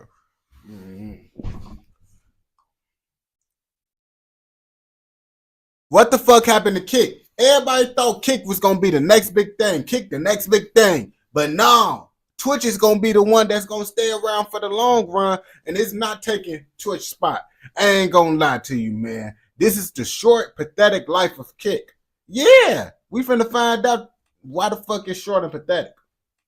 Streaming platforms have become one of the premier sources of entertainment in today's digital world. From live streaming marathons to just chatting streams that feel like conversations with friends, Twitch and YouTube have turned streamers into celebrities and audiences into loyal communities. But in recent years, Twitch, the giant of live streaming, has faced backlash from both creators and viewers over its strict rules and revenue policies. Enter Kick, a bold, new platform that promised to revolutionize streaming by putting creators first. Kick wasn't just another competitor. It built itself as a savior for streamers, offering them a level of freedom. I guess Twitch don't give a fuck if you don't get views, because I'm streaming on Twitch and YouTube, bro, and I'm doing all types of shit on this motherfucker, bro. And honestly, YouTube get on my ass more than Twitch. So I don't know how the fuck Twitch is more, unless I'm not doing bad shit for it. But TikTok, they would have cooked my ass if I was doing a show on TikTok. A financial opportunity that Twitch couldn't or wouldn't provide. It attracted some of the biggest names in streaming, including Aiden Ross, XQC, Your Rage, and Bruce Drop 'Em Off, by throwing the massive I don't know any of those niggas except for Aiden Ross. I ain't gonna cap to you, bro. Like I really be finding out about lots of motherfuckers through like my YouTube reactions and shit. That's why I really be liking to do reactions, because I could be up to date with the world and shit, know what the fuck going on. Contracts and promising fewer ads, better revenue splits, and relaxed rules. For a while, it seemed like Kick might succeed in challenging Twitch's dominance. But fast forward to 2024, and their promises just aren't there. Kick is now struggling to maintain relevance, and many of the creators who helped launch the platform have packed up and left. So what happened to this so-called Twitch killer? Let's dive into the rise and potential fall of Kick. This is a big thing I want to say. Twitch is done. Done. If I told you guys how many streamers are in my DMs wanted to come to Kick, you guys would be like, what the f-? It's everybody. Every streamer. When Kick first dropped in late 2022, it wasn't just another streaming platform. It was a statement. Twitch has spent years building itself into the go-to spot for live streaming, but it wasn't without its flaws. A 50-50 revenue split, mandatory ad rolls with every other breath, bans left and right. Creators were fed up, and Kick saw an opportunity. Backed by Stake, a gambling platform with deep pockets, Kick wasn't coming in to play the second option. It was marketed as the better option. Kick went all in with its promises that sounded like a fever dream for creators. A 95-5 revenue split, meaning Kick only keeps 5% of the revenue streamers made, and the streamers keep 95%. There were almost no ads, and loose rules that gave creators more freedom than they'd had in years. Adin Ross was the first major signing to Kick. Here's a guy who'd been banned on Twitch multiple times for doing Adin Ross things. Now he was joining a... Okay. I mean, I could understand why some of these niggas get banned, bro. But really, bro, coming from TikTok, if you coming from a TikTok platform, bro, these rules ain't that bad. These rules ain't that bad for real. Like you try to be a content creator making a living off of TikTok, you will see it's way harder to do that shit. You feel me? Because they rules and guidelines is on bullshit for real. A platform that said, hey, you do you, man. I'm not permanently full-time going there. I want to feel it out, and I want to make sure my community with it too. So I'll still stream on Twitch if that's what you guys want. But what I will say is this. I'm going to Kick this week. I'm going to be doing Omegle, watching live sports, watching movies, prank phone calls, doing unlimited. We can literally watch together. I can off with you. No, I'm still celibate. But whoa, bro. Now, why would you say that, my nigga? Y'all could jerk off together? Come on now, bro. This shit crazy, bro. if I wanted to, we can do whatever the we want. There's no. But I get what he's trying to say. Service over there. He's trying to make a statement. You guys can say whatever you want in my chat. Nobody can get fucking banned. For a moment, it looked like Kick had it all figured out. Adin's first week on the platform was wild. Adin streamed the Super Bowl live, because why not? He even pulled up certain adult websites mid-stream just to prove a point that you could do anything on this green site. But here's the thing, it worked. The hype was real, and for a while, Kick wasn't just an underdog. It felt like the next big thing. Mr. Beast was contemplating. Kai Cenat was this close to signing with Kick. Roll the clip. The day before the first Mafia-thon, Kick called me on the phone, like, it's all live, going on live. And it was like, yo, we'll give you 60, I think it was like 60 million or however much millions it was. I think it was, I'm pretty sure it was 60. And they were like, if you stream half of the subathon on Kick, and then at the end of the subathon, you reveal that you have to join Kick, right? But I hung up the phone and I realized real chat, this is real. Shit, I ain't gonna cap to you, man. I feel like it's about loyalty with Kai Cenat at this point, bro. And I feel like, man, if Twitch fucking with you, fucks with them, bro. If you ain't having no problem with Twitch, bro, stay with Twitch, bro. Don't do what another nigga doing just because they say it's the next best thing. Because as you can see, they all going back to what Kai doing. You know why? Because really, Kai made the best decision. I literally got down on my knees and I prayed and I asked God to, like, if this is the right decision and I would have followed my heart, let me just make the right decision here and please let me regret it. And chat, I still feel like if I went, I wouldn't be here right now. Like, no cap. Like, chat, I feel like if I had switched, I would not be here right now. No cap. Like, watching Kick wasn't just about the content, it was about the unpredictability. Every stream felt like it could be one viral moment away from breaking the internet. The thing about Kick was that no one knew what to expect. Twitch streams had become predictable. You know, polished creators following carefully curated content schedules to maintain sponsorships and stick to the platform's strict guidelines. Kick was the anti-Twitch. You'd log on and stumble onto something stupid, to be quite frank with y'all. Every stream felt like it existed on the edge of what can we get away with? And the viewers tapped into the live streamers really weren't just watching for content. They were waiting for that dopamine moment, that one clip that would flood their Twitter timeline. We're not paying anybody. We don't know this guy. How do we peacefully? Cool. I'm embarrassed. I'm ashamed. Hey, I hope those women follow you, homie. I hope they follow you, bro. I got kids, homeboy. I got kids. Damn, folks hit his ass up. What? That had to be one of them Catch a Predator shit. That was one of them Catch a Predator shit. I think that's what it was, bro. I ain't gonna lie to you. They hit his ass. That's the only reason, bro. That's the only reason, because he said, I got kids. You feel me? Oh my God. No, stop them. Yo. Dude. Yo.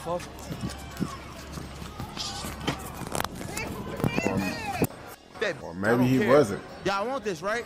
I'm giving y'all content. What you looking at? Oh yeah, this fucking goofy, bro. Folks says, bro, I saw this video. This man, I didn't know who the fuck Folks says really was for real, but him doing that shit, Folks says, is goofy. You with the fat ass glasses. I'm outside. Come on. Come on. Come on. I'll show you. What you do? Knock your ass out. What's up? What's up? What's up? What's up? Knock your ass out. Knock your ass out. Man, bro, I ain't gonna cap to you. Niggas like that be blowing me. I hate niggas like that, bro. Like, I can't be around niggas like that. Cause my homies doing some shit like that, they gonna have to fight me now, bro. Cause it's like, bro, why you acting like a fucking bitch, bro? That's you acting like a bitch, gang. Like, I ain't gonna cap to you. All that shit, bro, don't look tough, don't look cool. Maybe to a bitch ass nigga, you might look tough and scary. But to a nigga like me, bro, niggas look at your ass as a cornball, my nigga. You acting tough with lame people. Knock your out. You scared. Fire, okay? Like, don't cheese it. Bro, don't touch me, bro. You don't touch me or what? Bro, what? What? Oh, damn.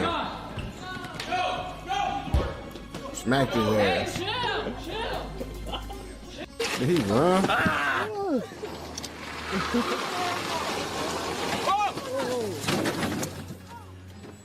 Oh. Yo. Oh, McKinley, you okay? No. McKinley, I'm so sorry. I'm so sorry, McKinley.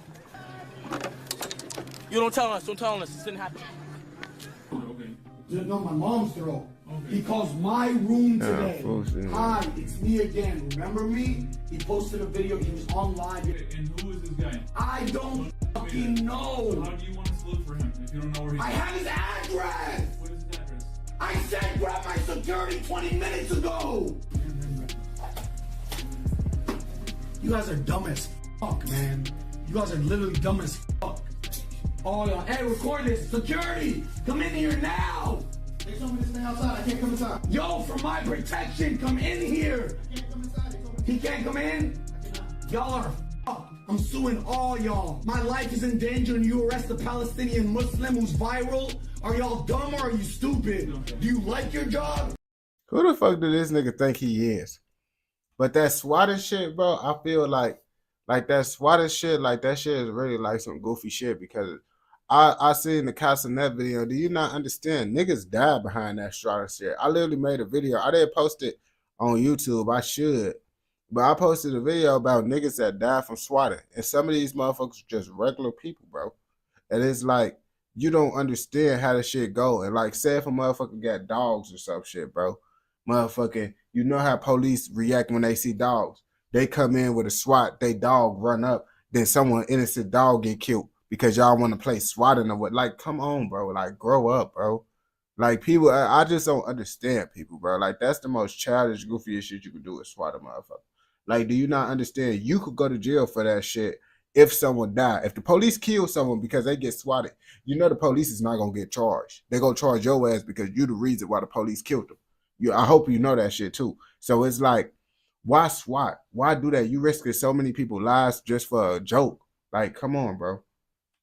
I'll fucking beat you. I'll fucking beat you. I'll fucking beat you. Bro, why the fuck? I thought this motherfucker was a mask. I thought this shit was a mask. Or this, I thought his face was a fucking mask. I don't know why. You little racist boy. You kid. Yeah. I like this. I'm still fucking 16. You're son of a old man. You're racist. What the fuck is going on? And you're like little beans in the tacos.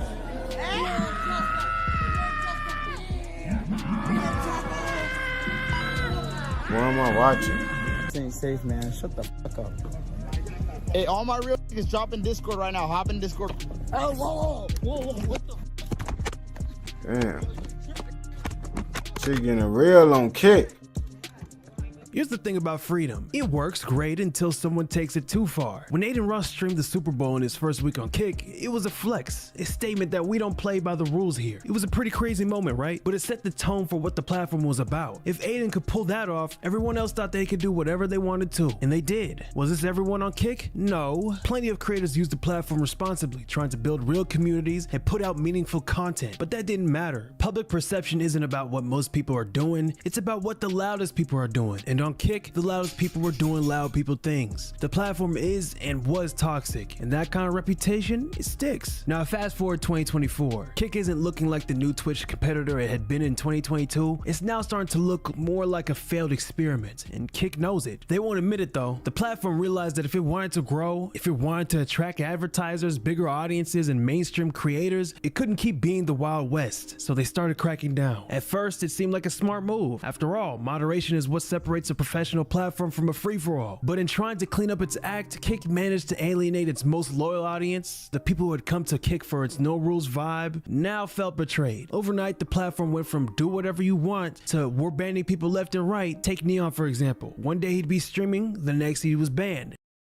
Oh, yeah. They lost. They lost because it's like, why would we go to y'all, bro?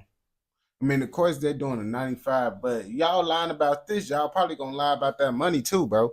So it's like, yeah, I understand why motherfuckers just, they ain't fucking with that shit, bro. I would go back to Twitch too. Then unbanned, then banned again. Same thing with streamers like Sneako and FouseyTube. Why now became the question. And while Kick's original audience was busy feeling betrayed, the broader audience, the people who had never tried Kick but might have considered it, was watching this all unfold and thinking, yeah, this isn't for me. The toxic reputation was still there, even with the new rules. The damage had already been done. Mainstream viewers didn't trust Kick, and more importantly, advertisers didn't trust Kick either. And here's the harsh truth. No matter how much creators love a platform, no matter how many viewers tune in, a streaming service lives and dies by its advertisers. Without ads, there's no money. And without money, well, you get the picture. Think about it. You're Nike or McDonald's or some other big brand. Are you going to spend millions of dollars advertising on a platform where one bad stream could have your logo showing up next to something offensive? Hell nah. You stick to Twitch or YouTube, where the rules are tighter and the risks are lower. And that's why streamers like Adin Ross left Kick. It's why streamers like Your Rage left Kick. But listen, can I tell y'all how I came to my decision to come back to Twitch? Why do y'all think I came back to Twitch? Listen. So, it was supposed to last a month. I was gonna come back to Twitch. I was gonna come to Kick. I was gonna come back to Kick. I was. But I was like discussing like contract shit with like, let me tell you one thing. I don't even think I'm allowed to say this. I still haven't gotten paid my last like payment or two from Kick. I ain't gonna cap. It's December. Listen, I just wasn't like, they offered me more money than last time. So it's not one of them things where they offered me less money. I said, F y'all. No, they offered me more. So I was like, damn. I'm coming back to Kick, so I thought. But then I really started like soul searching. Like, I know it sounds gay as but I was like, yo, YG would be like, I don't know, would that make my audience happy, bro? Like, Kick was cool while it lasted. I know I ain't had no predicts, it was cool, but like, I felt niggas wasn't really happy over there. Like they were forced to use that app and shit. I hate every time I went live, I seen niggas like, oh, I gotta use that. Like, I ain't gonna lie, I was like, damn, I feel like a sellout. I'm like, damn, I feel like a fucking sellout, bro. Like, them niggas do not like that shit, bro. That's why I'm trying as hard as possible to work with Kick to make it feel like nice. Like, yo, get the predicts, make it comfortable for my. Do they have predicts yet? It's December. Do they have fucking predicts? Maybe they. Man, I ain't gonna cap to you, bro. That shit be crazy, bro. Like, all them platforms that be trying to take over. That's why I be like, bro, if TikTok be gone, bro, it's gonna be like whatever TikTok replacement gonna be is gonna be a Kick. It ain't gonna last. They do. I don't know. I haven't touched the app. They don't have predicts. That's funny. That's crazy. That's actually crazy. I know why they were discussing a bunch of technical shit. Okay, I understand that. It's not Eddie's fault entirely. But I spoke to Kyler. I really spoke to Kyler. I'm not saying Kyler altered my opinion, but after really talking to that nigga, he like, I was like, damn. I ain't gonna say what he said, but like, he was just spitting facts, bro. Like, what makes me happy is growing. Like, growing the community, growing YRG and shit. I'm not saying that it can't happen on Kick. It's just different. It's just different. You feel me? Money cool and all, but it's like, it's not the end all be all and you know? That's kind of what I was going after. I was kind of, the mess I'm talking about was, you know, just, I think the product is right now. Mobile app sucks. I think everything is going to be okay. The question we're all waiting for is Adin Ross Did Adin Ross really leave Kick? I guess we'll have to find out, won't we, huh? Let's hope not, you know? I guess we'll have to find out soon, huh? Let's hope not. Just kind of where we're at, you know? It does suck to see people like Adin go because, to be fair and to be with Good Citrus, to be fair and to be completely honest, Adin is the #1 streamer on this platform. There's no question about it, and he really put on for Kick. So seeing him leave is really sad, man. Because I came here with him, and he's the person that brought me here and gave me a. I ain't gonna cap to you. Adin stopped doing Kick. It's over with for Kick. Plain and simple. I ain't gonna lie to you, bro. Adin is literally the reason why Kick is on. We ain't gonna sit here and bap now. Chance, and he's the reason I'm streaming on Kick, right? The only reason I'm here is because of Adin. He brought me here. I was never gonna stream, and he brought me here. So I appreciate that, and it's really sad to see him leave. You leave, so I'm just keeping it up. You what you want? $1 million, $2 million? I'll write the check right now. I don't give a. I'm screwed. All right. This is a big thing I want to say. Twitch is done. Done. If I told you guys how many streamers are in my DMs wanted to come to Kick, you guys would be like, what the fuck? It's everybody. Every streamer. You leave, so I'm just keeping it up. You what you want? $1 million, $2 million? I'll write the check right now. I don't give a. I'm screwed. All right. You know, I think the likes of Adin, right? If like, hey, look, if he was to leave Kick, would Kick die? No, Kick won't die. Would Kick lose viewership in terms of hours watched? Of course. Would it lose community? Sure, there'd be communities left. But I think again, it opens up room for other people to grow, right? I think again, it's a platform. It's a social media platform, and if a social media platform is reliant on like any individuals, that's like a very dangerous position to be in, right? Like at the end of the day, it is that community sentiment, it is that backbone of the company that matters, and I think Kick is very fortunate to be in. Hell yeah, because it's like they put themselves into a position to where they had to kiss up to Adin, and if they didn't kiss up to Adin, then they was gonna be fucked. Because Adin literally the face of that shit, and you don't want to be in no position like that. In a very good position right now, whereby, you know, I don't think Kick needs any large names to continue going.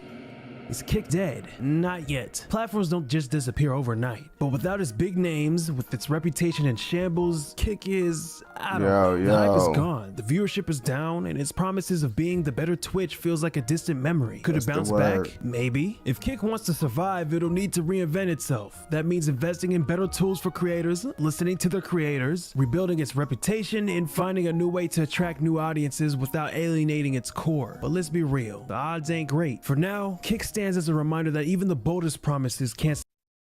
Yeah, they cooked, man. Now, do I think Kick gonna fall off? I said if Adin gone, then yeah, it's over with, man.